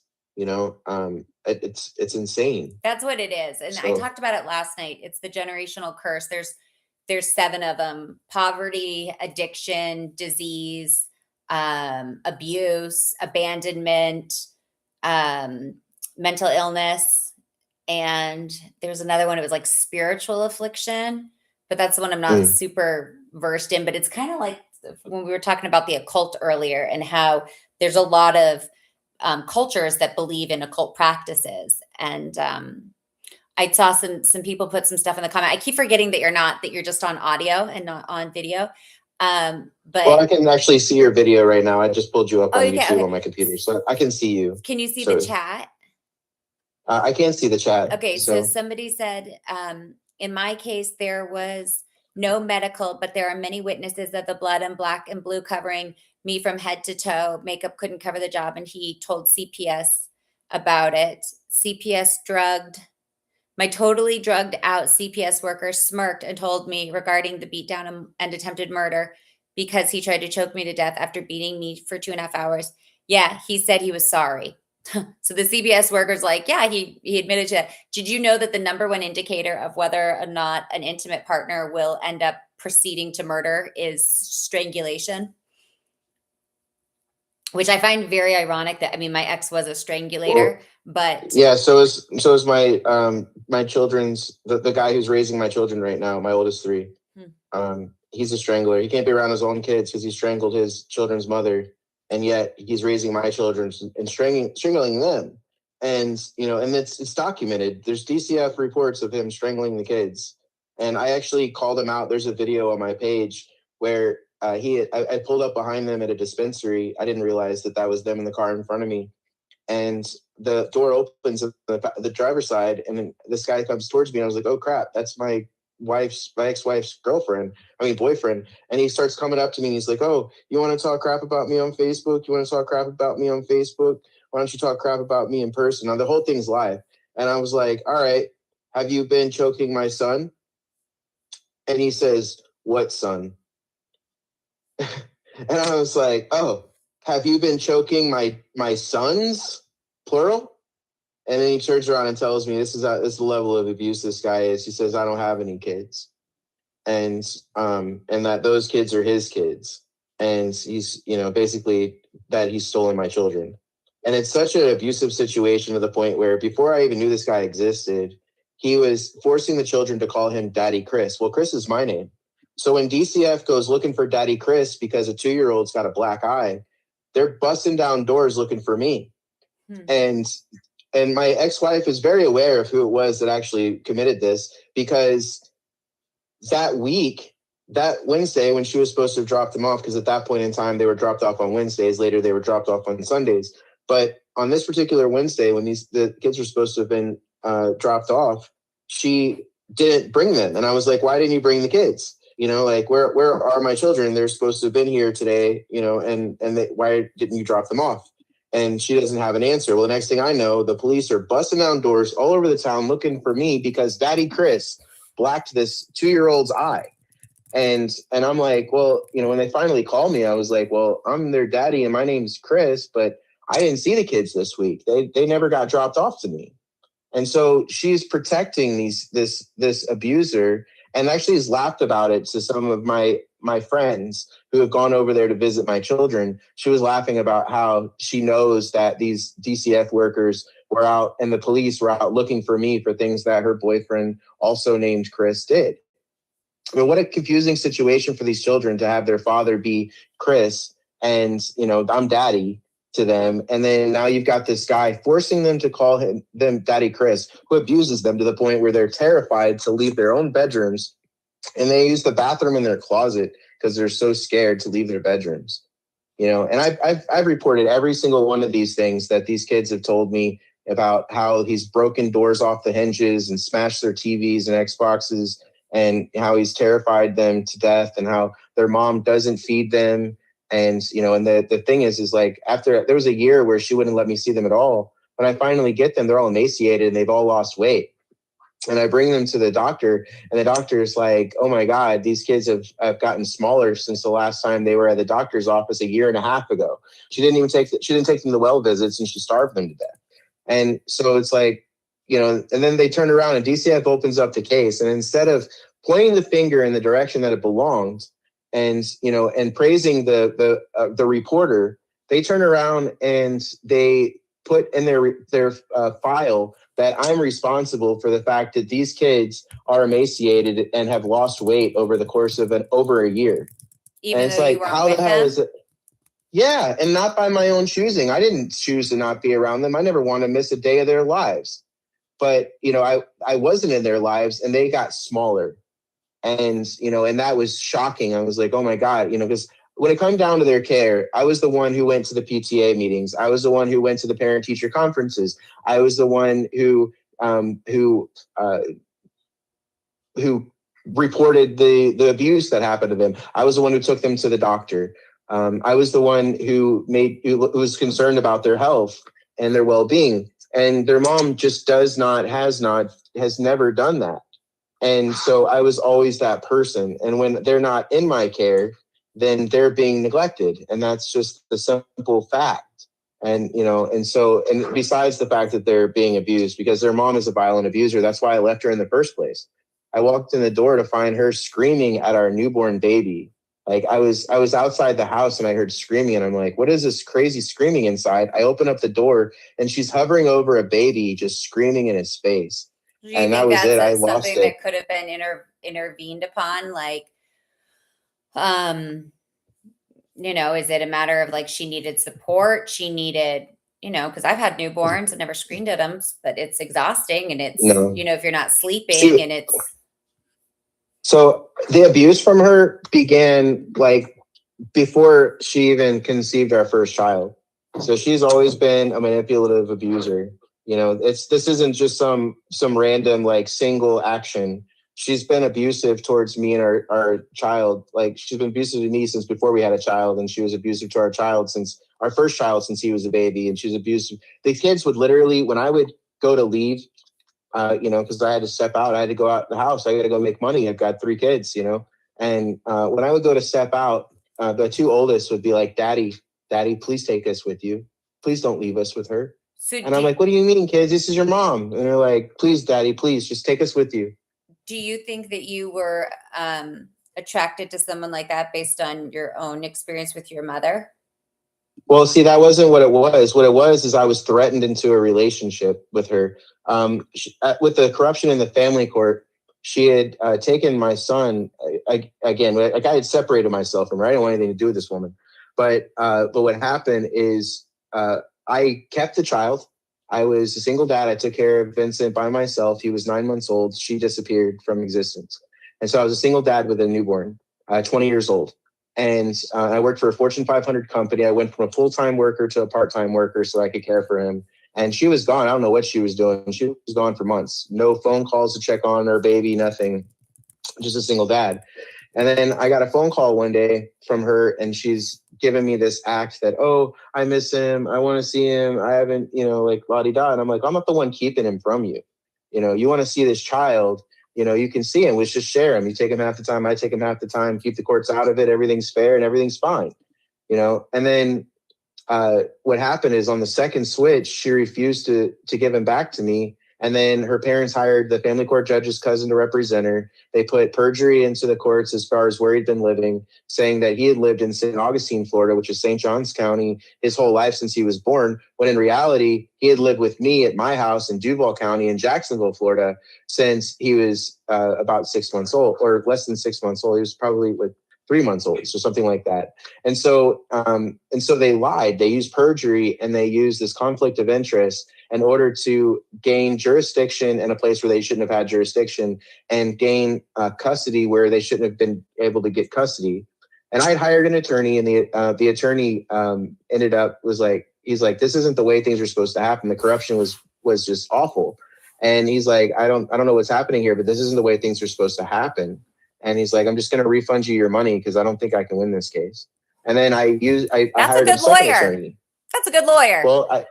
Well, I mean, the fact that he pointed it out and didn't take your money, that makes him a good lawyer in the fact that he's like, hey, I don't want to get in the mud with these people. And there's too many lawyers who are just disgusting human beings who are willing to do that. And what would have made him a good lawyer is if he would have reported the corruption to the Bar Association and to the Judicial Qualifications Commission. Okay. That was what his duty was at that point. At that point, when he realized that this shit was corrupt, he was supposed to report. And the fact that he didn't report shows that he wasn't a good attorney, because that was his responsibility. And that's part of his oath as an attorney. Yeah. You take this oath to the Bar Association, you're supposed to report misconduct, and he failed. Yeah, no, that's a good point. You're absolutely correct. Thanks for giving me my money back. You were supposed to report this. And, and I don't naturally know how to report it. You know what I mean? Who knows that you're supposed to make a report to the Bar Association or to the Judicial Qualifications Commission? Who knows that that's what you're supposed to do? Nobody knows that automatically. No, that's true. That's actually true. I mean, I didn't know about reporting the judge to the CJP until Francesca Amato came in as my ADA advocate and saw in real time what was happening to me. And I thought that I was just one of the, just an average case. And she came in and watched, she goes, yours is one of the most egregious cases I've ever seen in 18 years. She was like, it's just, mine. Yeah. I mean, well, that's the thing. I don't think she has the bandwidth to now that there's so many people talking about it, it's like what she was saying was so egregious with mine is that they had no fear. She's like, they don't even care. And she goes, a lot of judges will start to straighten up once they've been reported once or twice. And then mine eventually recused, but it wasn't because of anything that we did with the ADA. It was because they, inadvertently published my confidential documents, which I've got to thank you so much for your patience sticking with me last night. And then today I was going to give you a call, and I had therapy today and had to, go back through reporting. And they said the same thing, because this was a new provider, because I don't have healthcare. And so it's through a trauma center. And they go, we're going to have to make a report of this. And I said, yeah, totally understand. And there's a part of me that's like, I pray that there is some forward progress with it.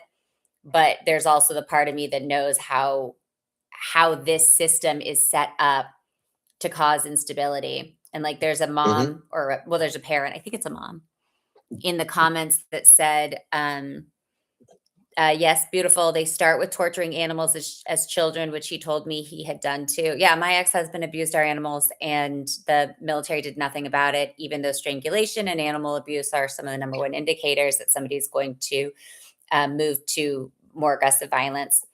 And then she said, and of course, he was also able to steal my defenseless baby son because he has an extremely rich and evil family. And I had public pretenders and demonic drugged out CPS workers. Are we the same person? I feel like Yeah, I that's hear like my you. case too. I'm like, yeah, outside of them being drugged, It's maybe they were happening on like everywhere. Xanax or something. But and then she said, and got my traumatized daughter to the first fake husband, all retaliation for me attempting to leave him. She goes, these stories are so horrid. Poor Chris and you, beautiful. Most of all, poor babies. Yeah, exactly. It's like, woe is Yeah, us as that's the what it really parents. comes down to. It comes down to, and here's what I had a mom call me, and I try to take as many calls as I can, and I try to give back to the community as much as I can while also having to live through this. And that's why I've started doing these lives so that people can join us for as long as they want to join us. They can ask whatever questions they want to ask. They can share their experiences. And like, thank you for being the first one to come on and share your voice live, because it shows people that it's like, I'm not here to punish anybody for anything that they've done. You told me you've been in jail. You told me you got arrested for child abuse. You told me all these things. And I'm like, okay, I understand that there is a system in place that would criminalize me for the exact same things, especially if I had gone into CPS. I'm of a different, like, and not to make this about like money or class, but what I suspect is, as a CPS child, you were economically disadvantaged. You probably didn't go to college. If you got any kind of training, it was probably vocational school. Am I tracking so far? Yeah. Yep. And even though you're incredibly intelligent and clearly very bright, and from what I can tell, not a schizophrenic, because you have not said in our nearly 3-4 hours of talking anything that would clue me into this person isn't oriented to time, space, reality. They're nonlinear thinking. And you actually do a really good job of compartmentalizing your trauma and saying, like, this happened to me. And what I've noticed is you don't overstate. When I gave you the opportunity earlier to over explain what one of your foster fathers did, you didn't. You actually you perfectly explained. You go, this is what happened, but then it stopped there, and you were like, that was the threshold. And you're like, maybe the next person he perpetrated against, but not me, when you could have just made the claims. And I always say that that lends to survivors' credibility when they can see the signs of something, but they're like, well, I was groomed, but it didn't go into anything. But that initial grooming is what then allowed additional grooming to happen, or additional perpetration to happen, because you had been primed for it by one person. And that's how these groups work. They just lower your inhibitions.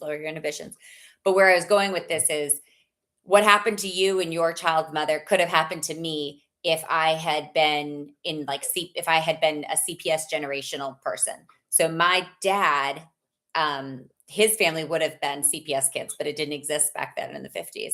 And they were basically orphans. I mean, they kind of like raised themselves in the woods of Pennsylvania and had just enough community involvement to get them through their formative years, but they were more or less on their own in their teens, because they raised each other. And my dad was like you, had a bunch of sisters.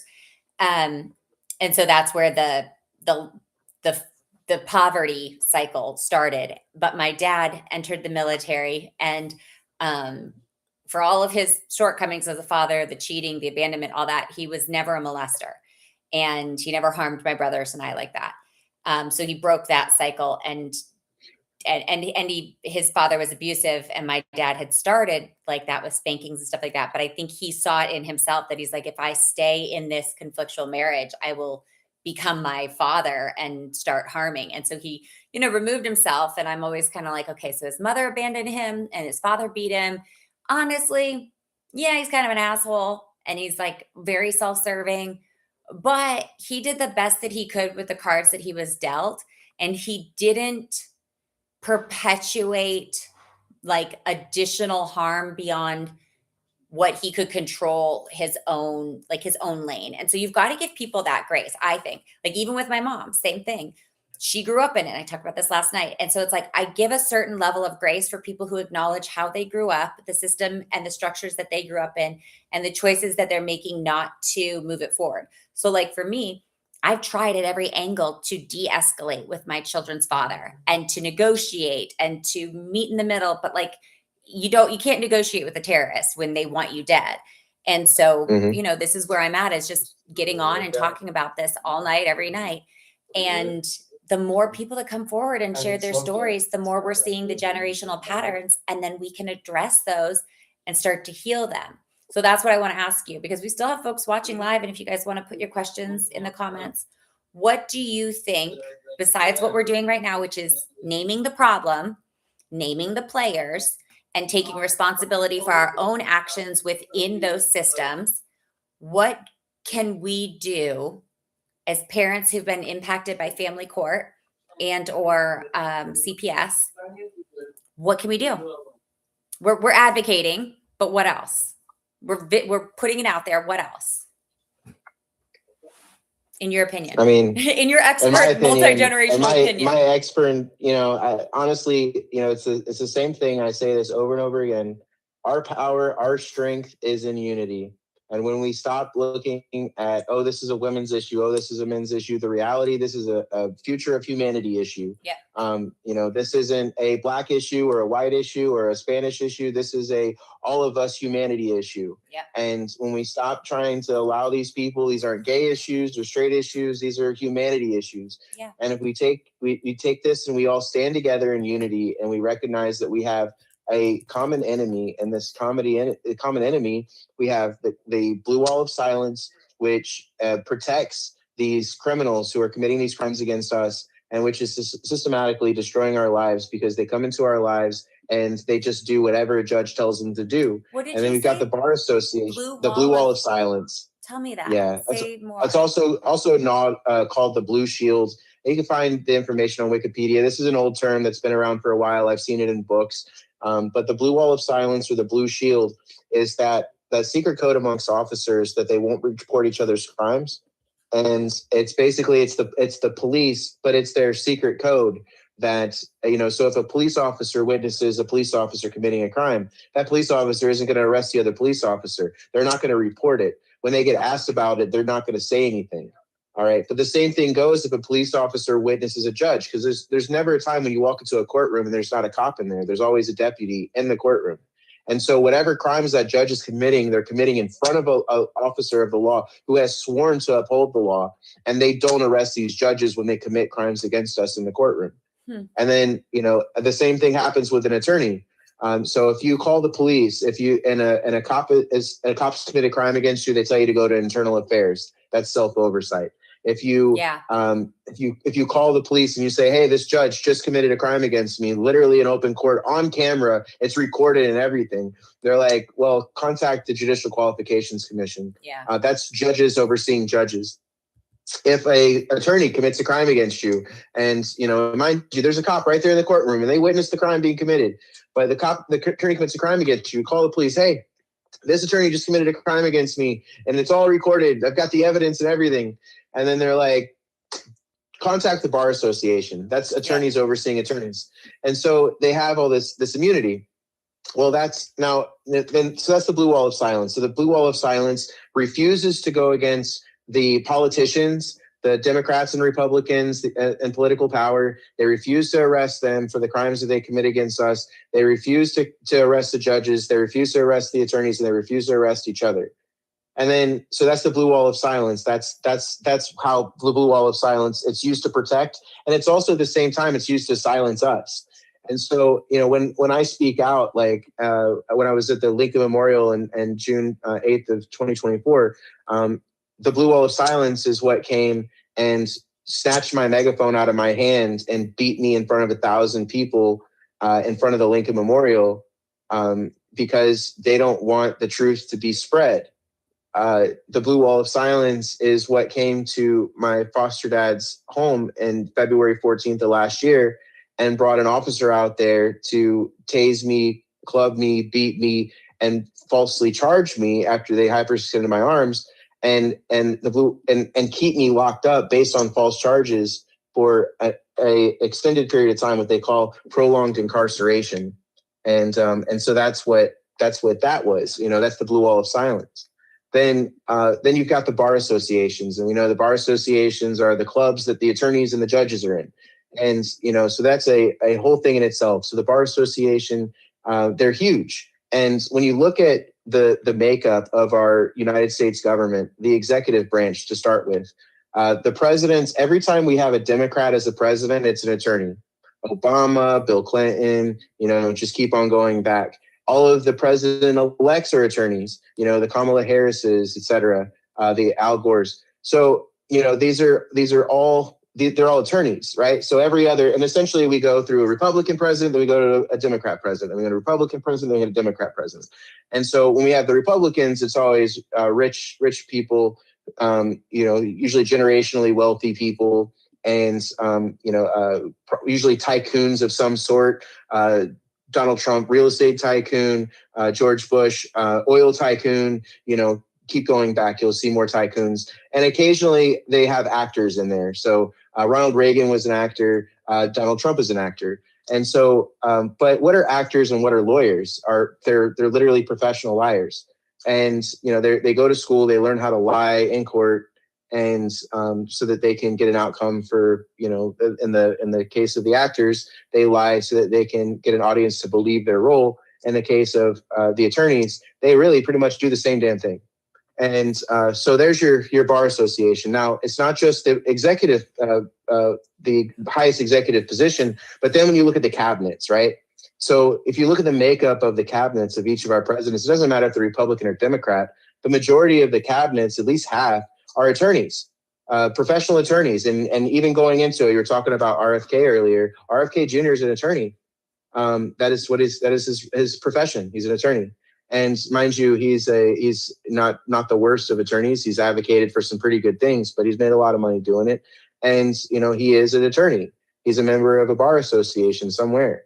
And so, but the cabinets are made up of attorneys. So, and especially Health and Human Services. So you look at Health and Human Services, that's supposed to be over the health of the nation. Why is there an attorney in that position? If you go back one more regime, then the attorney was the former Attorney General. What was his name? I can't remember right now off the top of my head. I've spoken about it in another podcast, but I'm a little tired, so late. But the previous Health and Human Services Director was also an attorney. He was the former Attorney General for California. And so, so why do we have attorneys over Health and Human Services? What's over the medical industry? What's over foster care? What's over child support? What's over the CDC and the FDA and, all of these things? Well, when you have an attorney over the situation, obviously they're going to be creating and enforcing policies that improve the lives of attorneys. Now you go into the legislative branch of government, right? So you've got the Senate. The Senate makeup is over 50% attorneys. Over half of all the of the senators are attorneys. Then if you look at the representatives, the House reps, over 1/3 of the House reps are attorneys, right? And so you've got this huge power control of attorneys just in those two branches of government. Now you go to the judicial branch, right? Yeah. Every attorney, every judge, every attorney general, right? All of them are attorneys. They're all members of bar associations. And so now you can see the makeup that the bar associations have taken majority control, at least a coercive control of a strong position where they can control each of the three branches of government, which takes away our checks and balances system because attorneys are running all three branches, right? Yeah. And then, so you've got that. Well, look at the makeup of this country and how many attorneys there are. Attorneys only make up 0.4% of our population, less than 0.5%, right? But they they control the government all the way through. You look at the executive branch on the state level, there's more attorneys as governors than there is any other profession. And then it's roughly about half also. And then, besides the rest of them tend to be, a lot of them are law enforcement. I know Louisiana's got law enforcement as the governor, but it's the same with a couple other states. But its majority is attorneys, and so so the attorneys are running the whole show, but they only make up 0.4% of the population. So there's your bar association, right? Yeah. And then they also operate over that self-oversight.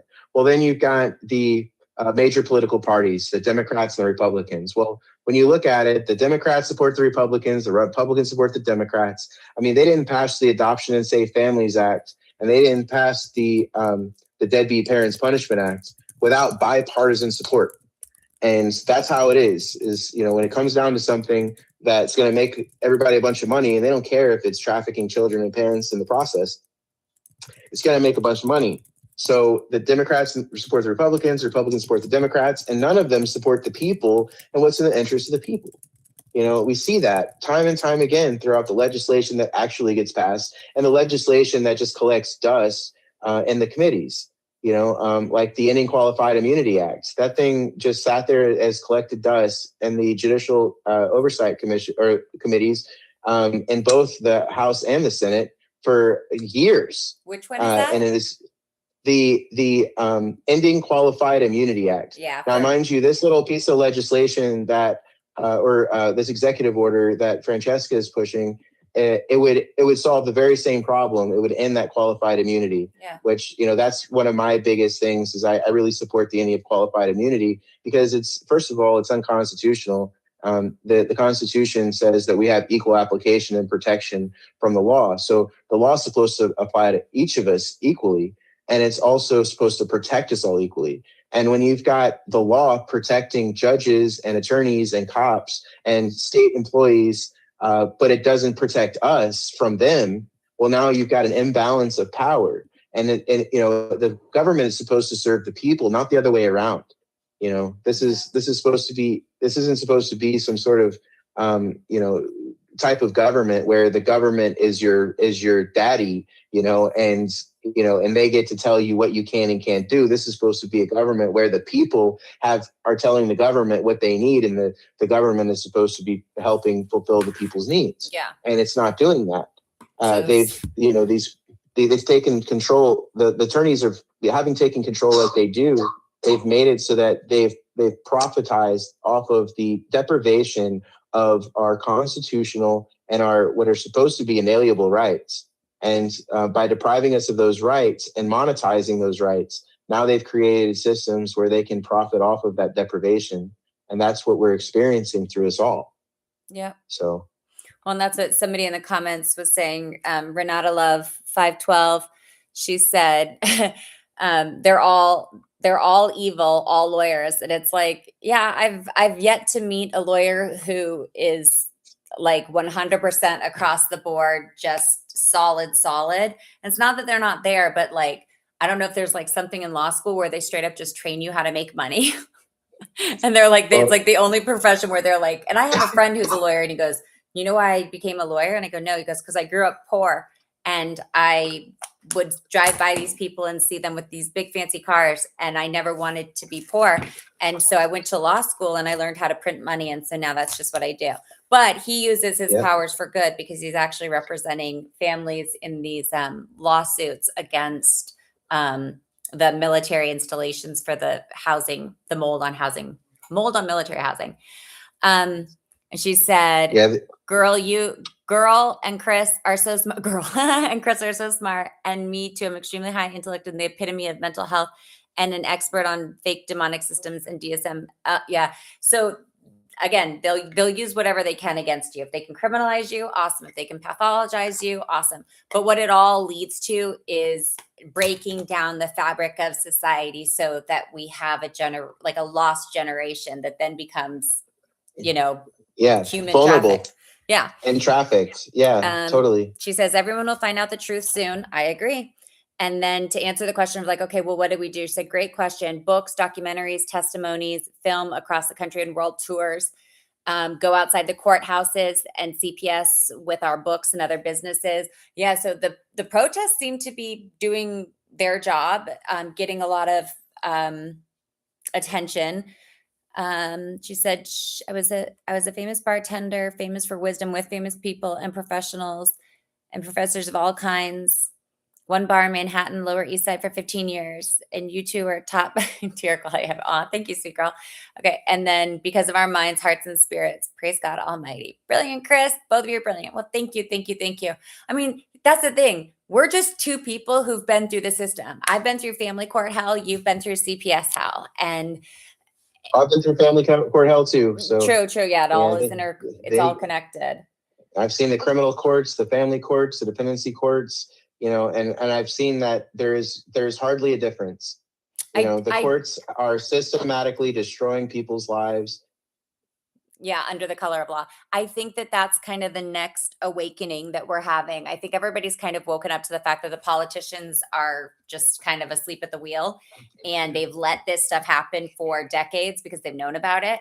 And now we just need more people to be aware and, just to Yeah. Well, share I mean, this it's not just message. awareness though, it's the unity. We've got to unify. Yeah. When we come together, that's our unity is our strength. And we start unifying instead of dividing, and we start taking a stand instead of sitting down and bitching about shit on Facebook, Yeah. and actually stand up together in one single location. And it could be anywhere.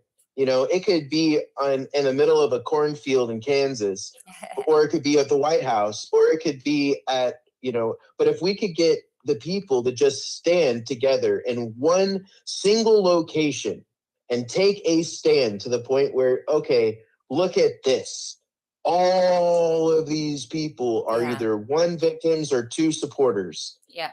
And all these people stopped everything that they were doing, just like these ICE protesters are doing, just like the ADA people did. The ADA people, imagine that, you're looking at the Supreme Court back in, I think it was 1992, and they had all these people who are disabled, and they still got their asses up, and they went down to DC, and they climbed those steps of the Supreme Court.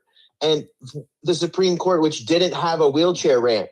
Yeah. So they had to leave their wheelchairs behind and crawl up the steps of the Supreme Court. And they did that because they cared enough about what they needed and what they wanted in order to take that type of stand and make that type of sacrifice. These people who, with the civil rights movement back in the 60s, they wanted to have equality. They wanted to have, jobs. They wanted their freedom. They wanted their kids to be able to go to whatever school was in the neighborhood and not have to be bussed around the county, so they could go to an exclusively Black school, which had an education level that was, like they wouldn't get the same education as everybody else. So they ended that segregation. They got what they wanted because they took a stand amidst fire hosings and police brutality, false imprisonments, beatings, assassinations, bombings. They took a stand because they believed in what they wanted, and they didn't let all of the opposition, the blue wall of silence them. They said, "Fuck you, blue wall of silence. We're going to do what we need to do." And this is we believe in this, and you can kill us if you want to. We're not going to back down. We're just going to get bigger. Yeah. And and then the same thing goes true with the women's suffrage movement back in I think it was like 1918 or roughly. And when women wanted to vote, they didn't have a vote. There was a black vote back in the 1860s. There wasn't a women's vote yet. So black men could vote before any woman. And so women were disenfranchised. They were, they were dealing with the suffrage until that point. And then women showed up in DC, burning their bras and camping on the White House lawn and marching in their costumes and getting loud. And they took their stand and they got their vote. Yeah. And now women can vote. You can vote now because of those women sacrificing whatever they had. They left their children behind. They left their husbands behind. They left everything behind. And they showed their asses up in DC and they took a stand for what they believed in. And they didn't even have telephones or internet back then. And they did that. We have internet and telephones. We've got no excuses. And people are like, oh, but if I miss a day of work, I might lose my house. It's like, well, what's important? Is it your kids, being out of an exploitative position? Is that what's important? Or is, what you've got superficial in your life what's important? Yeah. Get your ass to DC. And speaking of, we'll be there March 1st through 4th. So reach out for more info. But I guess, okay, so that's my question. When we get to DC, I know there are some events that are going to be happening, but this was kind of the experience that I had when I was there the first time, is that it was kind of like we were there during a government shutdown, and there were still officers or representatives, congresspeople, in their offices, but it wasn't what I thought it was going to be in terms of actually, that's not true. It's exactly what I thought it was going to be, but I had hoped it would be more. And I know now when we go back, we will have a bigger audience. We'll have more eyes on what we're doing, just because we've grown in number and our voices have grown.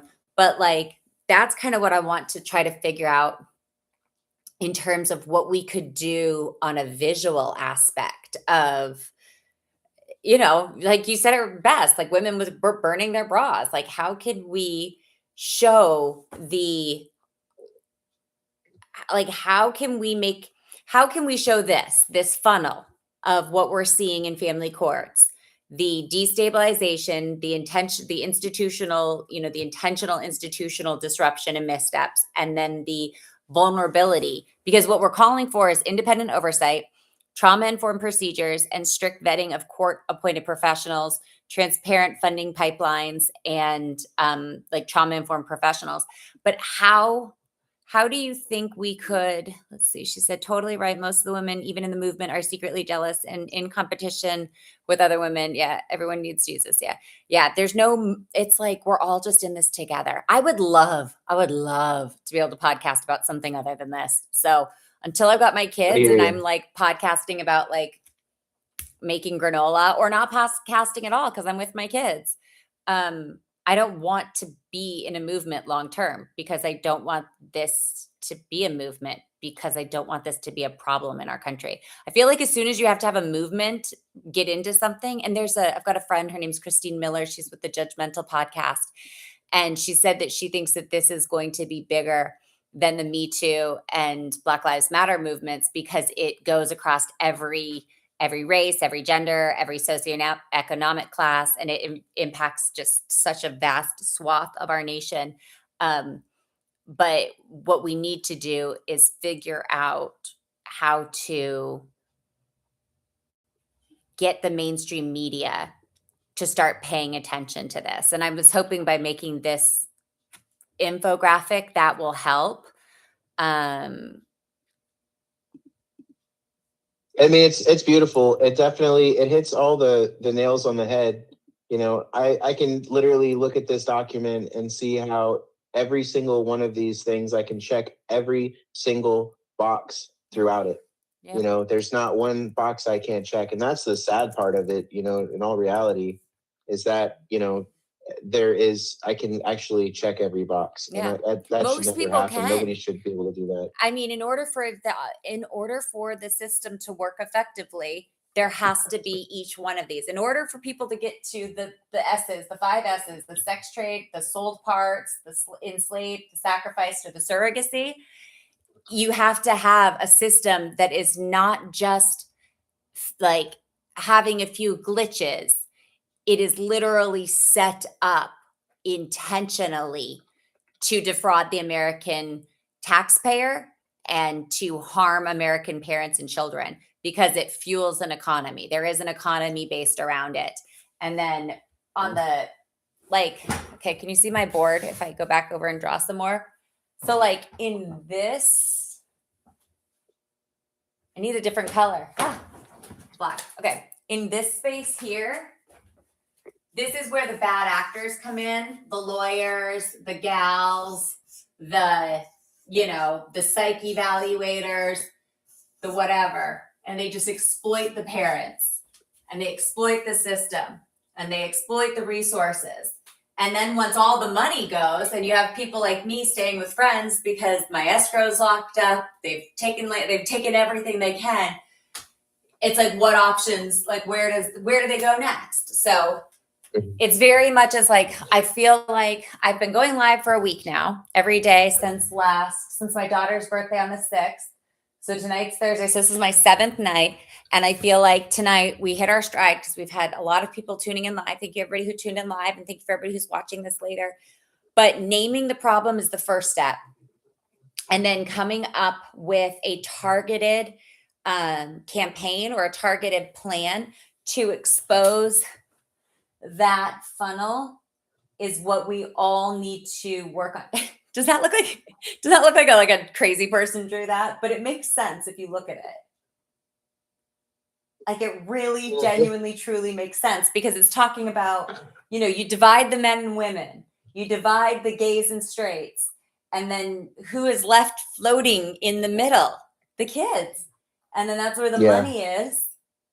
And then it gets siphoned in. And it's just, I mean, literally, here's the other thing that's so fucked up.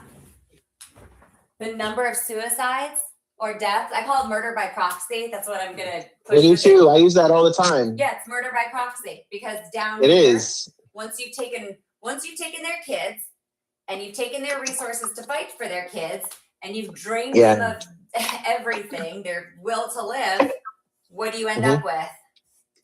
Yeah, it's what they want me to do, and that's what they've been fighting and trying to get me to do. That's why, and the thing is I can't survive without money, but they've made it so that I can't earn a living. Yeah. And and living without my children is the most painful thing I've ever had to do in my life. Yeah. My children were my world. They were my only family. Yeah. And they took that from me. So I have any family. So I've lost my family, and I can't earn a living. And they throw me in jail at will whenever they want to with their child support sanctions that are illegal because one, the child support was calculated through fraud, and two, it was calculated through the kidnapping of my children by perjury, and then third, that child support I can't even legally be sanctioned according to Florida law because I am disabled and because I am or was, depending on the time, on cash assistance with the government, and it's against the law to sanction somebody who's disabled or on cash assistance. But they don't care about the law. They do whatever they want to because there's no oversight. They believe they are the law. If you ask them, they'll tell you, "I am the law," and that's a systematic destruction of a person. And what is the end goal? Like, what do you think is going to happen to a person who can no longer watch their children grow up, who has no other family? Yeah. And a person who has no money and no way to earn, because at this point, what happens is like with the child support, like I could go to work, right? Here's some math for you. So I work 40 hours a week. I make $20 an hour. That means I make $800 a week, which means I make roughly $3,200 a month plus another 0.3, whatever. So, but another couple of days, but roughly $3,200 a month, give or take. Now, the $3,200 a month, they take out $1,500 a month in child support. That leaves you with $1,700. You take out taxes, roughly $500 or $600, leaves you with, well, on a good day, $1,200 left over, right? Mm-hmm. The $1,200 then goes and gets direct deposited into my bank account. It flags the United States government, hey, this guy owes child support. This guy's got money in the bank. Then they seize my bank account. It gets seized and frozen for 3 straight months. And every single dollar that goes into my bank account, I cannot touch. And at the end of the 3 months, they collect it all and they steal it. And I don't get a dollar. So I can spend 3 months working 40 hours a week. And at the end of the day, I have $0 to show for it, which is going to force me into homelessness and poverty and everything else. And to where that I won't be able to survive. And so it's absolutely pointless. There's no point in me even trying to go to work because they just steal every dollar that I make. They take half out of my paycheck and they take 100% of my bank account. Yeah. So what's left? And then they take away my passport. I don't have a passport. I don't qualify for a passport. And if I leave the country because of child support, then they have a website out there. It's the Secretary or the U.S. Department of State has a most wanted list for child support absconders from the country. And there's a list of people on there who have fled the United States, they say, because of child support.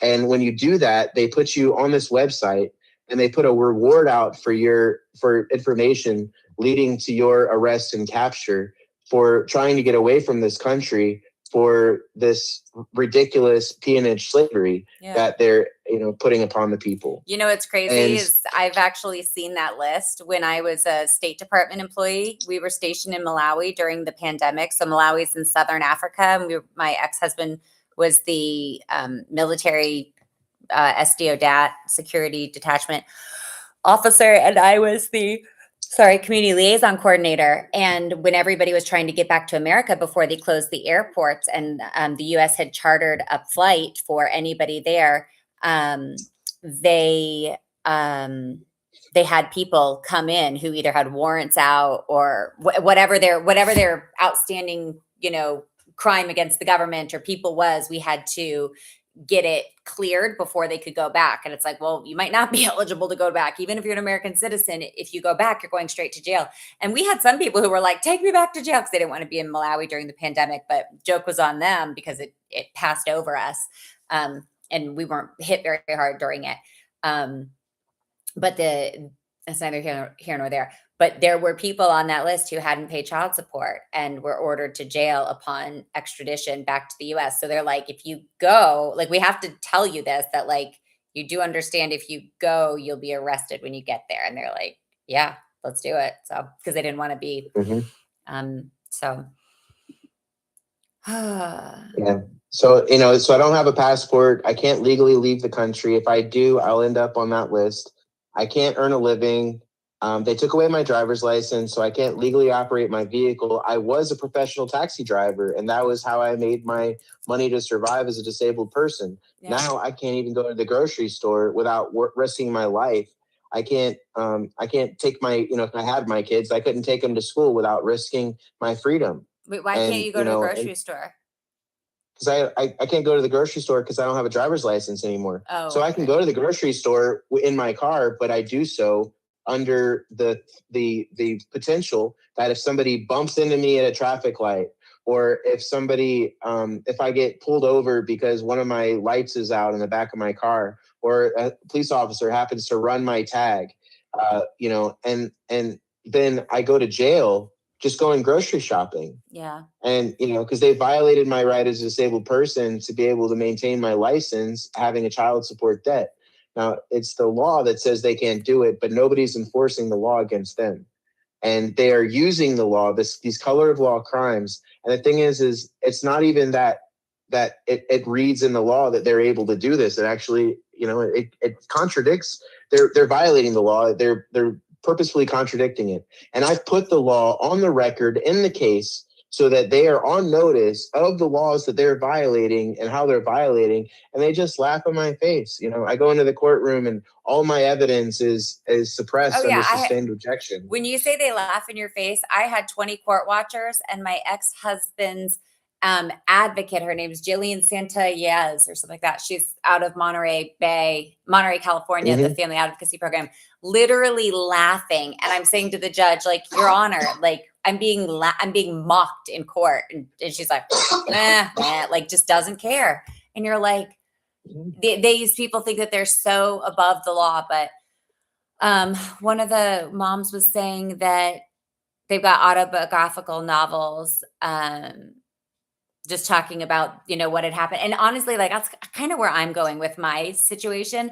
I'm going to like put mine in as a case study. Like, I'm going to probably publish mine as like I would a graduate thesis of like, this is the evidence that entered in. This is the evidence that never entered in. These are the statements that made it in. These are the statements that never made it in, and just go from there.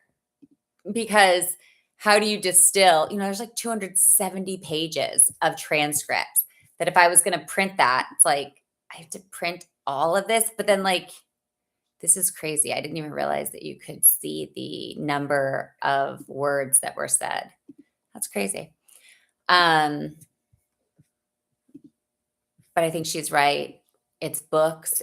These people, speaking of books, there's no wonder why there's a book called Killing Judges, the upcoming massacre of family court judges. There's no wonder.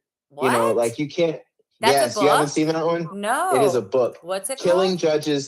Killing Judges, the upcoming massacre of family court judges. It's metaphorical, talk about a title. Right? I haven't read it yet. It's on my list. I haven't, I don't have extra money to be buying books, but I really want to read that one. Oh my gosh, Powell Books. And then there's another one. It's called You Must Have Done Something. Yeah. And, it's to try and break that stigma that you must have done something, if your kids have been taken by the courts, and that's straight up garbage, because we know that you don't have to do anything. You can just be a victim, and and they just victimize people. Yeah. So. We are not advocating for the killing of judges, but this says Killing Judges, the upcoming massacre of family court judges.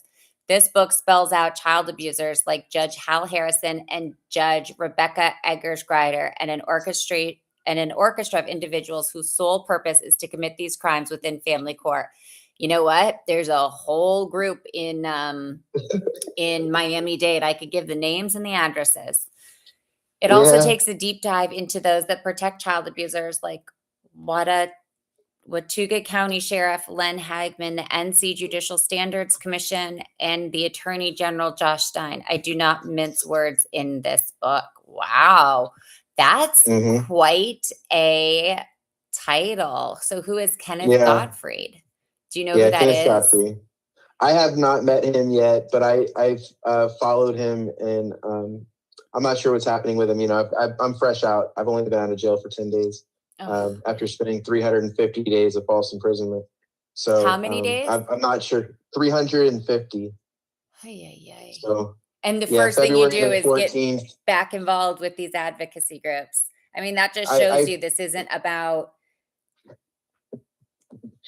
If they want to silence me, they're not going to silence me. You know, it doesn't matter how much the systemic abuse they put me through. All it's going to do is make me louder. The reality is I have nothing to lose anymore. They took everything that I had, and the only thing I have left is my voice. I mean, at this point, I am one of those people they're trying to murder by proxy. Yeah. And they've almost murdered me, just straight up murdered me. When they kidnapped me back on February the 14th of last year.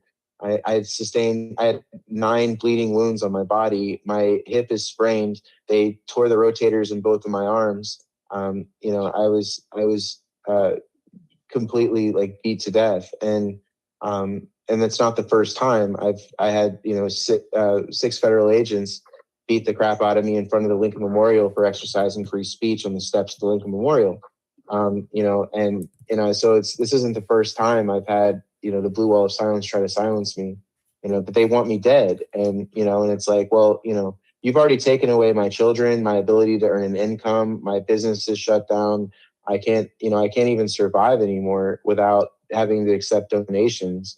And so it's like, you know, if I could do all I have left is my voice. So I'm going to scream to the top of my lungs until either something changes or they kill me, and that's fine. If you want to kill me, it's fine, because I don't even care anymore. Yeah. You know, it's like, if that's what you need to do it, because I'm not going to shut up. So, I feel like we're talking out of the same. That's why this is not a mother's rights issue or a father's rights issue. This isn't even about domestic violence anymore. It's about the law needs to be followed. And if the law is simply followed, then we have protections in place that can stop this kind of stuff from happening. But we've got to get the bad actors out. But look at this. He has another book. It's called Victim: How the American Psychological Association Kills Parents, Abuses Children, and Grows Their Base. What happens when the leading organization for psychology ignores child abuse more horrific than sexual and physical abuses combined? The APA has made a deal with the devil. They knowingly and intentionally abuse children, encourage domestic violence, kill parents, and commit ethics violations on a daily basis. If you're a member of the APA or a therapist, you are obligated to read this book. They're right. He wrote that in 2020. I wonder how vindicated I'm gonna have to get now. a copy of that one and give it to every therapist that I have, that I ever see. But, you know, the thing is as a child myself, I had a therapist that would, I would report everything that happened to me to the therapist, and there was still no intervention. You know, how do you know that a child is going through torture and you don't do anything? Yeah. And you were sharing with me some of the things that you were reporting and the physical symptoms you came in with. And that's why I kept asking you. I was like, what were your teachers doing? What type of school did you go to? What about somebody here? And I was just running through every single community member who could have seen something and said something. And what we have is a deficit of good people willing to stand up and get involved, because they're like, oh, well, it's like a family matter. I don't want to get involved. It's a family matter. I'm like, it's not a fucking family matter. It is it's a society matter. And if you're afraid to say something, what's that say about you? Like, who are you afraid of? What are you afraid of? Especially if you're a mandated reporter. And I filed public records requests for all of the mandated reporters in my case. And I went through the school district, and I'm like, oh, you better believe that once I get my pound of flesh from the Superior Court of Monterey and the state of California and the federal government, the Department of Defense, I'm one by one going to go back to every single one of these individuals and file a malpractice suit. Then I'm going to get a schematic for it because it'll be the exact same suit over and over and over and over and over and over and over again. And I know when I report it to them because I kept very specific journals for my own safety. I kept this and my girlfriend had it saved for me. And I said, Belle, if anything happens to me, give this to the kids to show them how hard I fought. And it started on the first day and then went through all of this. And so it's like, it's just, you know, what's funny is I'm actually looking at this power. There's a physical violence. So it's the wheel of power and control. And when you apply this to the system, using children, minimizing, denying, and blaming, using isolation, using emotional abuse, using intimidation, using coercion and threats, using economic abuse. And the other one is using male privilege. That one doesn't necessarily, you know, for the power and control abuse, but like, I mean, I would say using legal privilege, treating the parent like a servant, making all the big decisions, acting like a master of the castle, being the ones to define men and women's roles. I mean, if you literally, actually, we should do that really quick. We should. Please hold. This is how I did my infographic last night. Yeah, it's so crazy because I dealt with that, you know, like that control issue.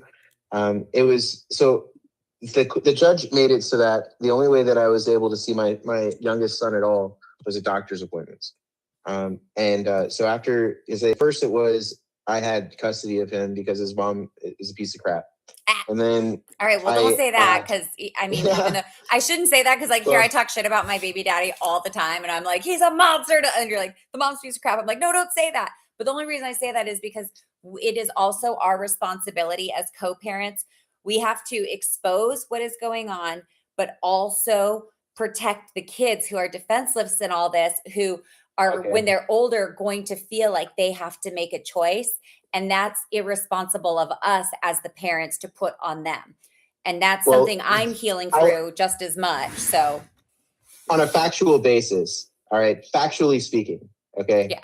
So breastfeeding drunk, violent abuser, and perjuring the court to try and have me arrested on a fake sexual abuse story, perjuring the court in order to take custody of the child, you're a scumbag. Yeah. So, you know, okay, but then on the other side of the coin, my ex-husband says the same thing about me. So it's like he said, she said, it's not that I don't believe you. It's just that like, I've got the evidence. But then how do we, because 9 times out of 10, that is who the kids end up with. And that's what Francesca's bill is seeking to. But actually, if you know, that fits with this, right? It fits with if you can push the caring parent out and, you know, destabilize them through financial ruin. Actually, wait, hold on.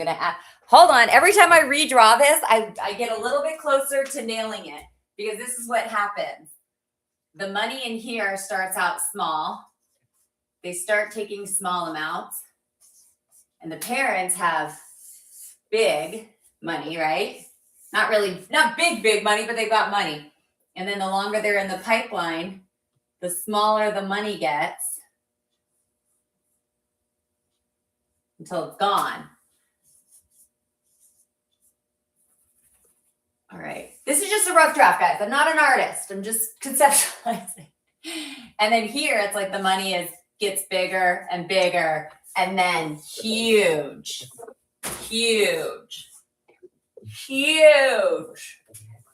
Okay, boom. We've conceptualized it. We have named the problem. Now we must create a solution. Back to what you were saying. Yeah. Well, you know, so they took him away. I'm running from this me. like a class now, by the way. And then, so the first step was, you know, like I had him in my care and custody trying to protect him. Then they took him away from me and gave him to her. And then I had supervised visitation, right? So then I'm shelling out all the money that I have so I can spend the maximum amount of money as I can with my child until I run out of money. And I'm talking thousands, right? And supervised visitation fees until I'm completely financially destitute and having to sell off my assets. Yeah. And then at that point, it was like, like I can't afford this. And I go to court and I'm like, I can't afford this. And so they let her supervise the visits at a park. And then at the park, she's being abusive towards me in front of our child at the park while she's supposed to be supervising visits. Then, because she's using her coercive control in order to deprive me of a visit, which was not only on my day of the visit, but also on my son's birthday. It was his first birthday. And it was the day that my visit was supposed to be. And she's refusing to give the visit on his birthday on my day for a visit. And so the double, and so I don't get my visit. So then I go to court and for contempt. I file a motion for contempt. And then with the contempt, I come in there, and what the judge does is, again, victimizes me further by removing even those visits and saying, okay, well, you can see your son at medical appointments and that's it. I'm not going to create any other ways for you to be able to see your child. And so after that, I could only see him at medical appointments. Now I go to medical appointments, and at the medical appointments, she calls the police on me at every medical appointment. So she makes up stories in court saying that, I had to call the police. One time I was at at Walmart, and I'm checking out, and she saw me in Walmart, and she stands next to the exit with our son, but turns the cart so I can't see him. All I can see is little baby sock feet. But she's standing there at the exit, and then I go by, and I don't say a word to her. I don't even look at her. And she turns around and calls the police up and tells them that she went running into the bathroom, terrified for her life because she saw me. And then when the cop turns around and watches the surveillance video, they're like, that's a total lie. And, they didn't pursue it at all because it was a lie, but they didn't arrest her for calling and them wasting their time and telling the lie. In court, I proved that the sexual abuse allegation that she had made to the police and that she was trying to use to get a domestic violence injunction was false, because I had the conversation between her and her mom where her mom suggested that she make a false claim of sexual abuse to try and have me arrested in retaliation for putting her in rehab. And after I caught her passed out drunk, breastfeeding when I came home from work one day. So, this coercive control, this thing. And then it went on to the point, okay, well, now I can only see the kid at doctor's appointments. And then at the doctor's appointments, she makes it a traumatic experience because she refuses to let me hold him. And she just, like, when I try to get close to him, she swings him away and makes him cry. And she makes a weird voice, that scares him and starts, acting like, weird. And so it frightens him the way she's acting. And then she's calling the police every time and trying to have me arrested. And she's telling the nurses there that, oh, well, if I am in the room, the patient rooms, the examination room while our son is being seen, then she's not going to go in there. She's just going to leave.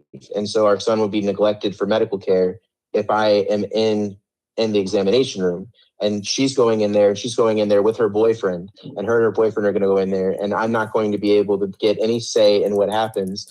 She makes all the decisions, even though if my decision contradicts hers, it's her decision. I don't get a say. And I don't even get to be in the room. And so it's like, so the only time I get to see my son is from across a waiting room, waiting, while she's holding him and refusing to let me hold him or see him or talk to him or interact with him. And, and her boyfriend is in the doctor's appointments getting violent with me in a waiting room with our son and other children involved. And, to the point where, talk about discouraging, all the way up until her attorney got me, and I still did this. I still put myself through this hell until her attorney got a sanction for arrest against me for child support. And at that point, then that was it. It was like, I have to, for my own safety, I have to leave the state of Florida and try to fight this from somewhere else. And that's what I did. That's how I ended up in California in the first place. And the first time I go to Florida to try and take care of a death in the family, I get trafficked. and I get beaten, I get falsely imprisoned, and I spend a year of my life locked up, all mostly based off of that.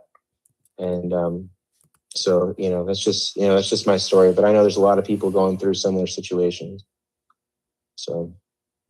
Yeah. We need to keep speaking up, telling these stories, sharing these stories.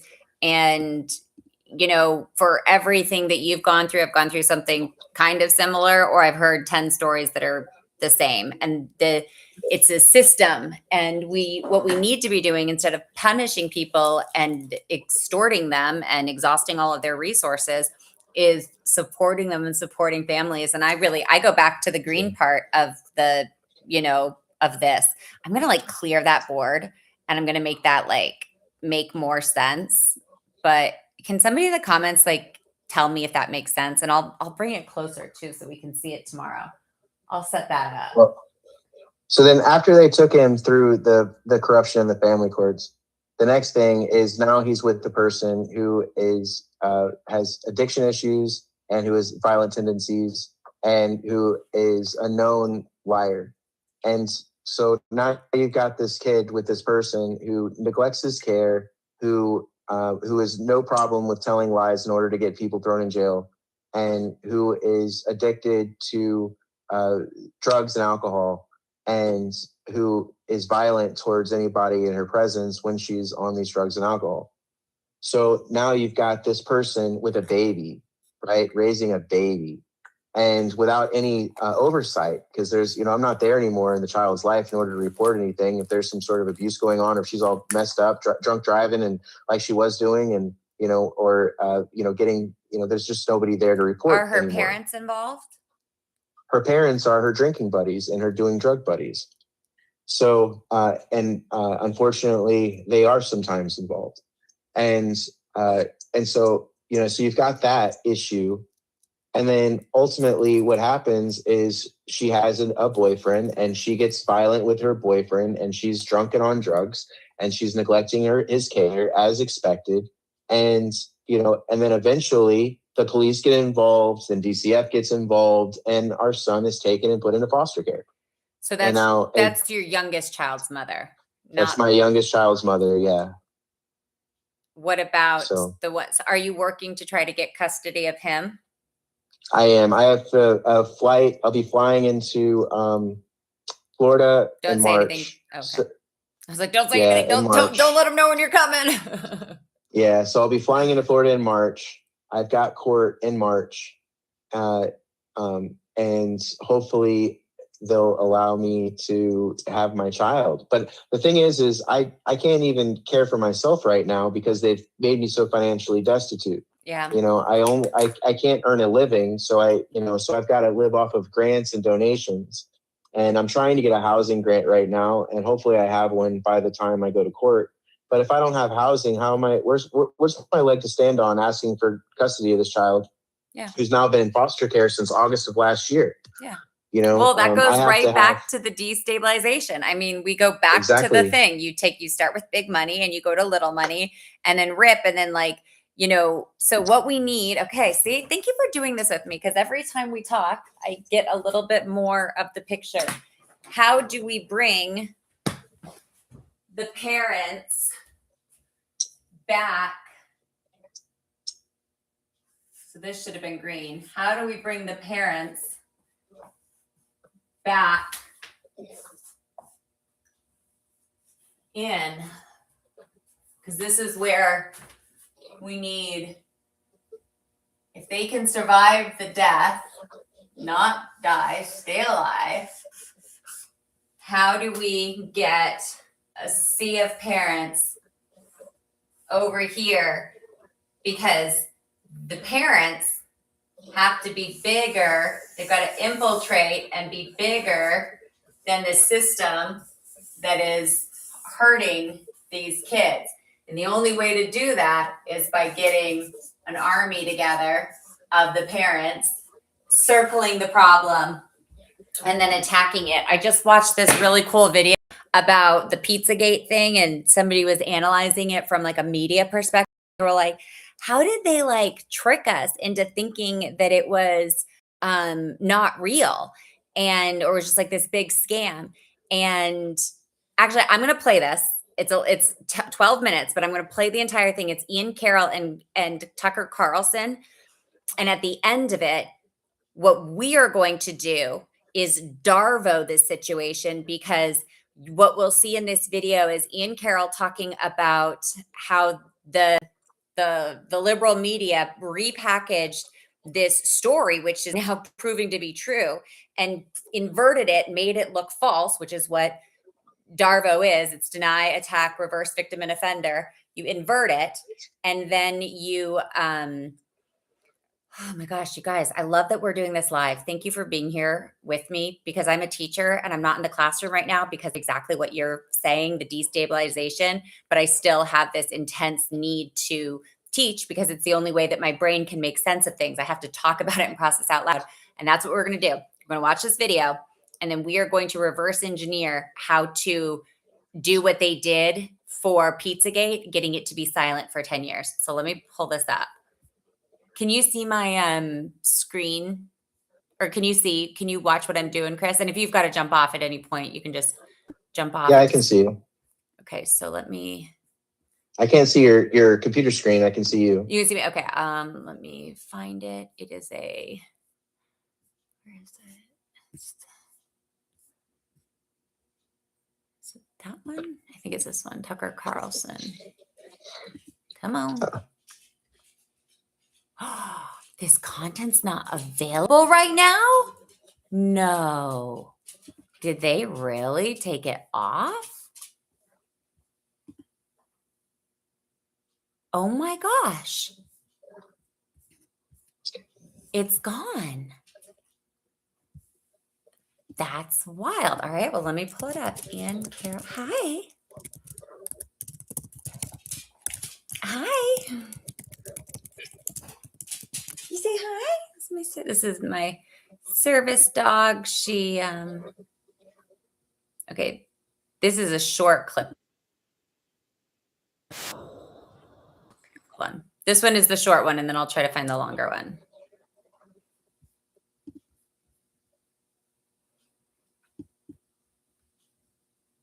Yeah, everybody's saying it's like, Chris, if you get to Florida, can drive to California.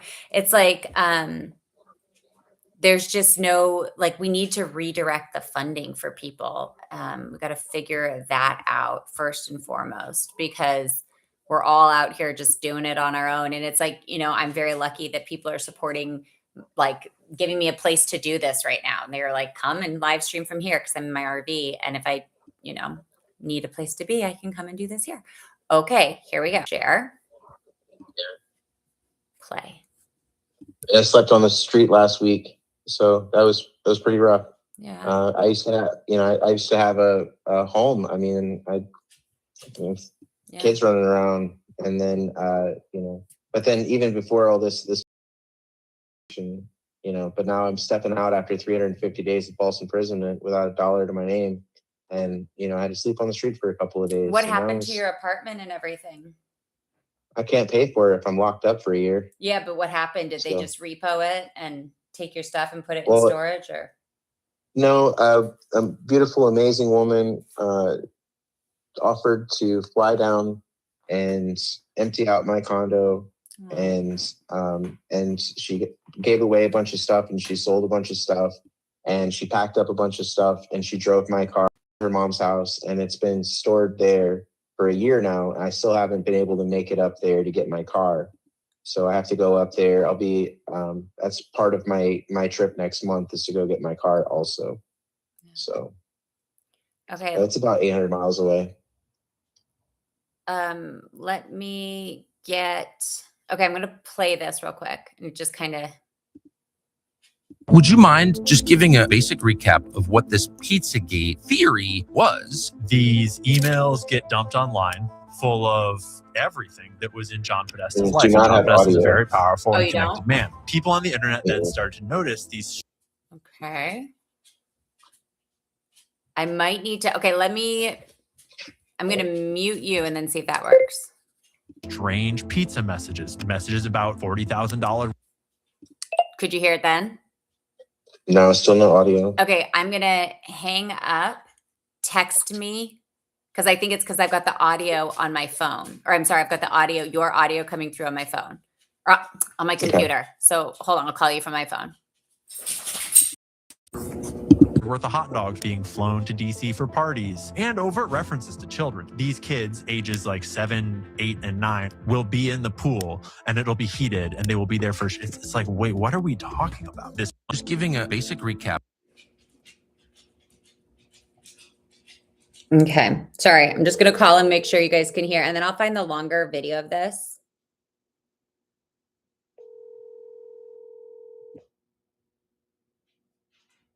Let's see. Hey, are you able to hear it? I think it was. I've got my computer.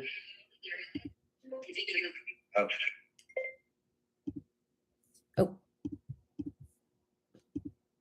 Of what this Pizzagate theory was. These emails get dumped online full of everything that was in John Podesta's life. And John Podesta is a very powerful and connected man. People on the internet then started to notice these strange pizza messages about $40,000 worth of hot dogs being flown to DC, and overt references to children. These kids, ages like 7, 8, and 9, will be in the pool and it'll be heated and they will be there for. It's like, wait, what are we talking about? This one pizza place in particular, Comet Ping Pong, right in the heart of DC, the Instagram of this pizza shop is full of very disturbing images of children. Things like children taped to tables, things like commenters talking about rape and abuse, things like comments about kill rooms, and so much disturbing imagery on a public Instagram account for a public pizza place as the media is running this big kind of smear campaign on these questions. A guy conveniently walks into that pizza place with an AR and shoots the place up. Doesn't hit anybody, but manages to shoot a bullet straight through the hard drive that's in the back room and gets arrested by police very publicly. They have a big photo shoot. So then you can look at it and say, these conspiracy theories are dangerous. So we can censor them all off the internet because it's been debunked. Don't pay attention to the fact that the guy that owns the pizza place is the boyfriend of the guy that runs Media Matters, who is one of the primary debunkers of these things.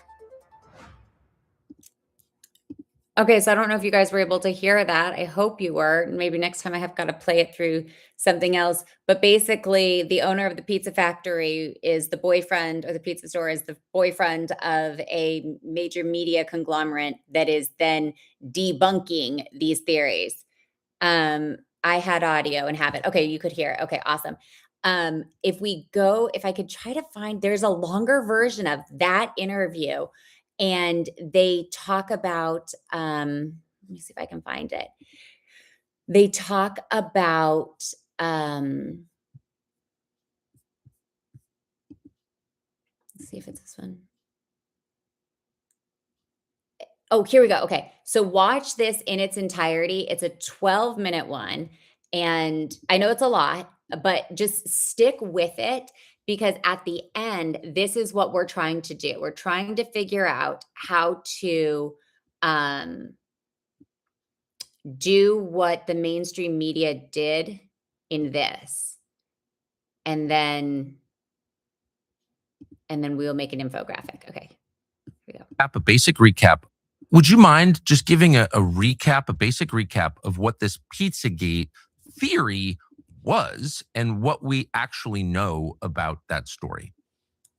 Yeah, it's another one of those stories that was distorted by the apparent cover-up, or at least distorted by the media's response to it, which was very much a straw man style response, in that these emails get dumped online full of everything that was in John Podesta's life. And John Podesta is a very powerful and connected man. And there was lots of stuff in those emails that was overtly concerning, politically concerning, geopolitically concerning. But people on the internet then started to notice these strange pizza messages about, $40,000 worth of hot dogs or something like that being flown to DC for parties. Things that are just like, wait a minute. You think about it for just a moment and you realize that does not make sense. And overt references to children too. Like these kids, ages like 7, 8, and 9, or I forget the exact ages, will be in the pool and it'll be heated and they will be there for. It's like, wait, what are we talking about? So people started to dig into what these weird emails were.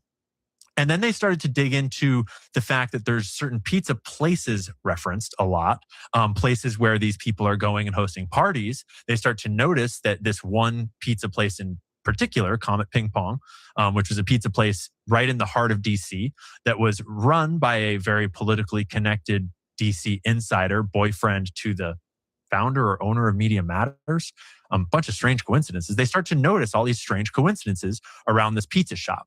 And they notice that the Instagram of this pizza shop is full of very disturbing images of children. Things like children taped to tables, things like commenters talking about rape and sexual abuse, things like comments about kill rooms, and just so much disturbing imagery on a public Instagram account for a public pizza place that has photos of like Obama having pizza at it, that in these emails, Podesta is talking about going and having, lunch at this pizza place with all these very high level political people. And it started to get very strange. And so Pizzagate itself spiraled out into a lot of questions and concerns and genuine investigation. But then it got distorted by the media response, which felt a lot like an immune response to a dangerous virus. And the media response then packaged up all of these very legitimate questions that never got answered. And it repackaged it as these crazy people on the internet think that Hillary Clinton personally is running. She's the top. She's the head of a satanic pedophile cabal. And the whole thing is being run out of the basement of this pizza place. You see like the absurdity of the sort of wrapper they put around this, which no one was claiming that. No one was claiming that Hillary was running it. No one was claiming that it was all out of the basement of this pizza. They were just asking a lot of questions about very legitimate, strange things. So the first thing that they do is seek to delegitimize the topic. So how we would invert that is, if the topic is all of the red stuff, all of the bad stuff. Okay, so remember, green is the parents, red is the problem. So, and actually what ends up happening, sorry, we gotta go and do this. Don't worry, guys, I will make this infographic look good at some point. But we got kids here, babies, children, and what you're calling it, they're calling it pizza, jerky, what are some of the other code words? And grape soda. They're using food terms, which just doesn't make any sense, but they're all, in here. And so we've got the parents that are green. You've got the kids who are blue. So you've got the kids in here, little babies, children. And this is like, this is not conspiracy. We've got this, like, we all agree. All right. Nobody is debating this. This happened. This isn't theories, isn't pageantry. This happened. This is real. Now we're going to solve it. So right now what we have is these kids who've been trafficked through that system for money. They're inside this sea of, we're just going to call them snakes. They're inside this sea of suffering. And just like if this was like a bad cell, he talks about the media circling around the Pizzagate story like a virus trying to contain it, right? So that's what we have to do. We have to contain this story. And what we need is the parents to circle around it, arm in arm, gay, straight, all of the things, right?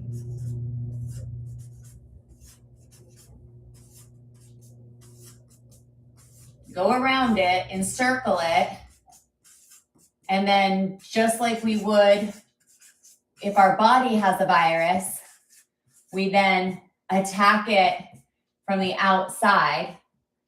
But what we need to identify is, what is our weapon? What is our strategy? So this is what we need to do. All of the parents, we need to come together, right? And I'm hoping that my platform is a place for all of us to do that, because I'm like, I don't want to you know? Okay, you're saying, I couldn't believe it got debunked since it is what it is. It's so obviously truth, Shireen, but I think there's maybe reason Chris's phone died. Oh yeah, I'll have to call him back, but I know I'll have him on next time. Like as we kind of start first night, somebody came on, so I didn't want to be like, do you want to get on camera? He's like, let me just talk. But I had his Facebook up. I'll put it up again. I think I linked it in the very beginning. Did I? I don't think I did. Okay, I'll link his Facebook in here real quick. But let's finish watching this, and then we need to figure out how we attack. And I'll zoom in on all this, and I'll make like actual infographics. All right, boom.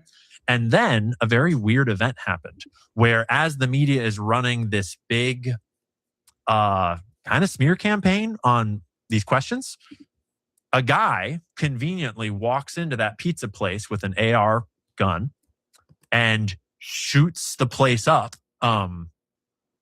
Doesn't hit anybody, but manages to shoot a bullet straight through the hard drive that's in the back room somehow, and gets arrested by police very publicly. They have a big photo shoot, and he gives a couple of sound bites as they're hauling him off that are something to the effect of, I was so convinced that it was all real and that it was all here, and it's not, or something. And so it's like, wow, that is sure convenient. That good thing that Hillary Clinton's not personally running a giant satanic pedophile ring out of the basement of this pizzeria, which no one was alleging. And that was sort of became the wrap-up smear.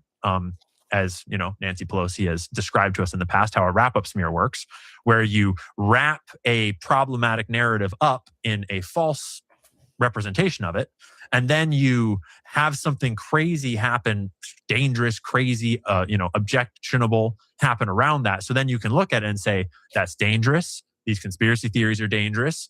And anyone that engages in these conspiracy theories is dangerous. So we can censor them all off the internet because it's been debunked.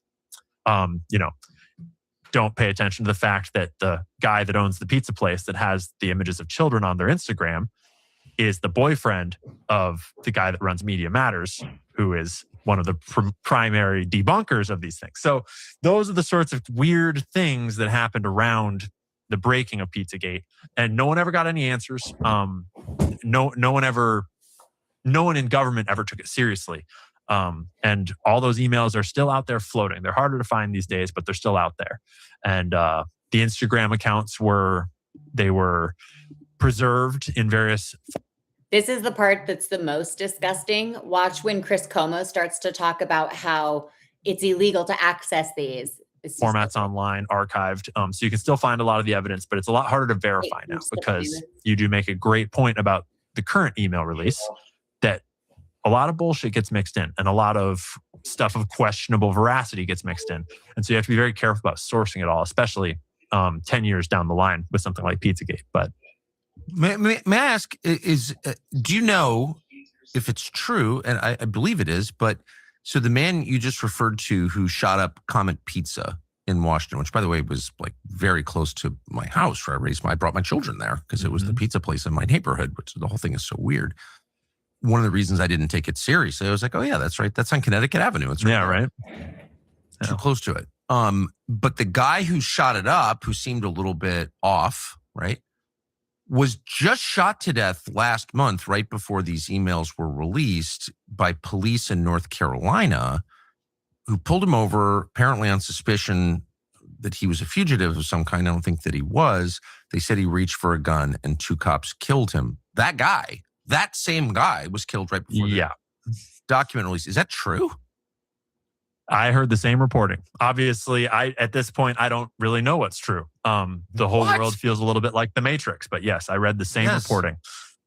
And the nuance was not lost on me. But I don't know about you or anyone else, but I was in no way expecting to find pizza references in the Epstein files. Even though I had dug deeply into the Pizzagate stuff, and even though we know that Jeffrey Epstein is a human trafficker that is, trafficking in the same things that Pizzagate would allege gets pizza references, it just never occurred. I wasn't expecting any pizza references. So it kind of blew my mind when suddenly there's like 800 and something references to pizza in these emails. And especially you picked out some really, really great one, like obvious ones at the opener there, where I mean, like pizza and grape soda is a very overt pairing that I'm not sure I've ever seen anyone actually like eat as a pairing. Well, and also, I mean, these are people. Well, first of all, in this exchange, apparently one guy's a physician and the other is Jeffrey Epstein. And these are health obsessed people. These are people who talk about getting blood transfusions just to extend their lives. And I know as an actual pizza fan that pizza is very unhealthy. I mean, it's been a lifelong struggle for me. Pizza and grape soda, like these are the last things that people who care about their health eat. And these are, there's a whole class of people who are, well, vain for one thing, but who are very focused on themselves and their physical health. And it just sort of, I don't know, it's a lot for me to believe that the one thing that Epstein's friends and John Podesta's friends have in common is they both have a steady diet of pizza and grape soda. Like I just don't believe it. And not only do they have a steady diet of that, but they feel compelled to email each other about it with very weird verbiage. How many grown men email each other about getting pizza, or about how tasty the pizza was, or about how many slices you can slice a pizza up into, or how many people will be at the pizza party? Then there's another email in the current dump that is even it stuck out to me because it has the word Red Hook in it, which at first I didn't have the context, and it seemed suspicious, the words Red Hook, where it was someone was emailing asking if another guy can go to Red Hook for a pizza meal later. And then in looking into it, it turns out that Red Hook is the address of where Jeffrey Epstein's Virgin Islands businesses are domiciled. It's on the marina where you would leave in the boat to get to his island. And so then it's almost weirder. Someone was emailing asking if another man can go to where Jeffrey Epstein's business is domiciled for a pizza meal at something. There's a lot of emails like that where people ask if they can use the apartment for a bit, or if we can go get pizza for a few hours or for 30 minutes. That's a Pizzagate reference as opposed to these emails. A lot of these times where they're using food language in ways that does not square with how food actually gets eaten or talked about ever. Has anyone been asked about this? I mean, is it, a lot of the people in these exchanges, or apparently in these exchanges, are still alive. Some of them are prominent people still, including apparently the doctor in this exchange. Do you know if anyone has just been asked in a straightforward way, what was this? Not since Pizzagate, as far as I'm aware. I mean, to be fair, it's all a little new. We're still in the first week here, but no, I don't know of anyone being asked directly about any of these references, or about any of the more overt stuff for that matter. The other, very rich and powerful people that are caught with their pants down, so to speak here. A couple of people have issued apologies. A couple of people have, resigned from positions, but it's entirely underwhelming, the official response. Yeah. I mean, that's the best way to say it. It's underwhelming. The response is underwhelming. And okay, but what I wanted to watch that for was how they talk about how the mainstream media circled up the narrative and then like created an alternative narrative of, what's her name? Hillary Clinton's running a pizza scam thing. And it's like, no, we're not talking about that. LOL on Tucker acting. Wait, do you think Tucker Carlson knows? Is Tucker Carlson part of it? No, he knows. You think he knows? Absolutely. You think he's part of it? No, he's not part of it. So he knows. It's all of them. It's all of them. I don't know. I don't trust any of them. All right, Chris. So can you see my drawing above my head there? Yeah, I can see your drawing above your head. Yeah. So that's what we have to do. We have to encapsulate the narrative. The parents have to come around this narrative of like, this is where the down chain effect of family court goes. Why can I not figure out which way that is going? The down chain effect of family court. and then come back over here and address how to encapsulate the problem and then infiltrate it to solve it. So just like our bodies would attack a virus, to get in there, we need to figure out what the key is to get in. What is the narrative? What is the strategy? What is the cure? What is the antivirus, right? If this is a virus, what is the cure? It's parents obviously coming together to circulate it, encompass it, and then attack it from outside. But what do we need in order to do that? We need mainstream media attention. We need, we need everything. We need, I don't know. You tell me, what else do we need? Chris? I wish I knew the total answer. I know that at this point, what they do is they financially destroy us so much to such an extreme level that it's hard for us to do whatever it is that we need to do. And that's the sad reality of the situation, is that, you know, we're financially strapped. You know, if we could find some sort of funder who wants to support this cause, and, you know, one of these people who's actually got the funds, who hasn't had their whole life destroyed, who wants to, you know, help fund the situation, and, you know, it'd be easier. But people don't get rich by being kind. Yeah. It reminds me of the Hulk Hogan. So years ago, Hulk Hogan fought a lawsuit against Gawker, who published like revenge porn of his, and won. And nobody knew how Hulk Hogan had managed to, even though he was wealthy in his own right, how he had managed to like take on Gawker, which is like a huge online magazine platform. And what he did was Peter Thiel, who was the former, I don't even know, something for Facebook. He's one of the initial founders. Peter Thiel actually funded that lawsuit against Gawker and got him taken down because it was a righteous cause. So Hulk Hogan was like in the right. And instead of just like settling out of court, which is what he probably would have done with the resources that Hulk Hogan had available to him, he ended up getting them shut down because Peter Thiel funded his lawsuit. And Peter Thiel funded his lawsuit because Gawker had outed him as a gay man years before he was ready to go public. So.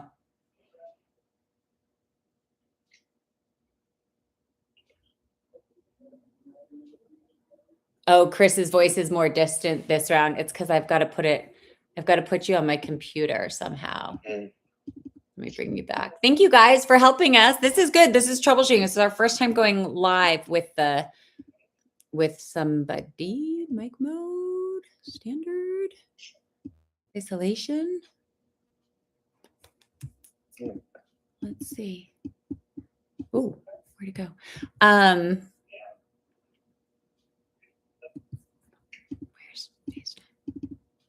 Well, it's about time for me to work on some self-care. Yeah, I was just gonna say I'm gonna get out of here too. I'm gonna clean this up, redo this graphic, and then tomorrow we will come back. So 7 p.m. East Pacific, 10 p.m. Eastern. What we need to do tomorrow is figure out this strategy, and we need a Peter Thiel. We need a Peter Thiel-esque character who has been through family court hell and survived, and is still financially solvent enough to support more advocacy on this and to get eyes on it. But I think the way to continue to like draw attention to it right now is by linking it to the Epstein files and going like, everybody's like, well, how does this even happen? Here, family court, CPS, there's a funnel. And we are one of the largest traffickers of children in the world. So in the world. Yeah. Yep. Okie dokie, artichoke. Well, thank you so much for calling, and we will see you next time. Absolutely. I'll talk to you soon. Okay. Bye. All right, guys. Thank you so much for tuning in. This was like a doozy. We were on here 3 hours and 33 minutes and 3 seconds. So thank you for tuning in. Please like, share, subscribe, do all the things so that we can get this channel monetized. Shoot, if we get this channel monetized and like get funding in, I would be more than happy to be the person to fund, families who are fighting and families who've been put through the ringer. And that's why I am pursuing these lawsuits against the state of California and the federal government and any of these bad actors. And even if this is literally all I do for the rest of my life, and it takes me however many years, Nelson Mandela was in jail for, how long was Nelson Mandela in jail for? Decades. Nelson Mandela. How long was McCain a POW? Okay, so Nelson Mandela was in jail for 27 years, and John McCain was 5.5 years. Was a prisoner of war for 5.5 years.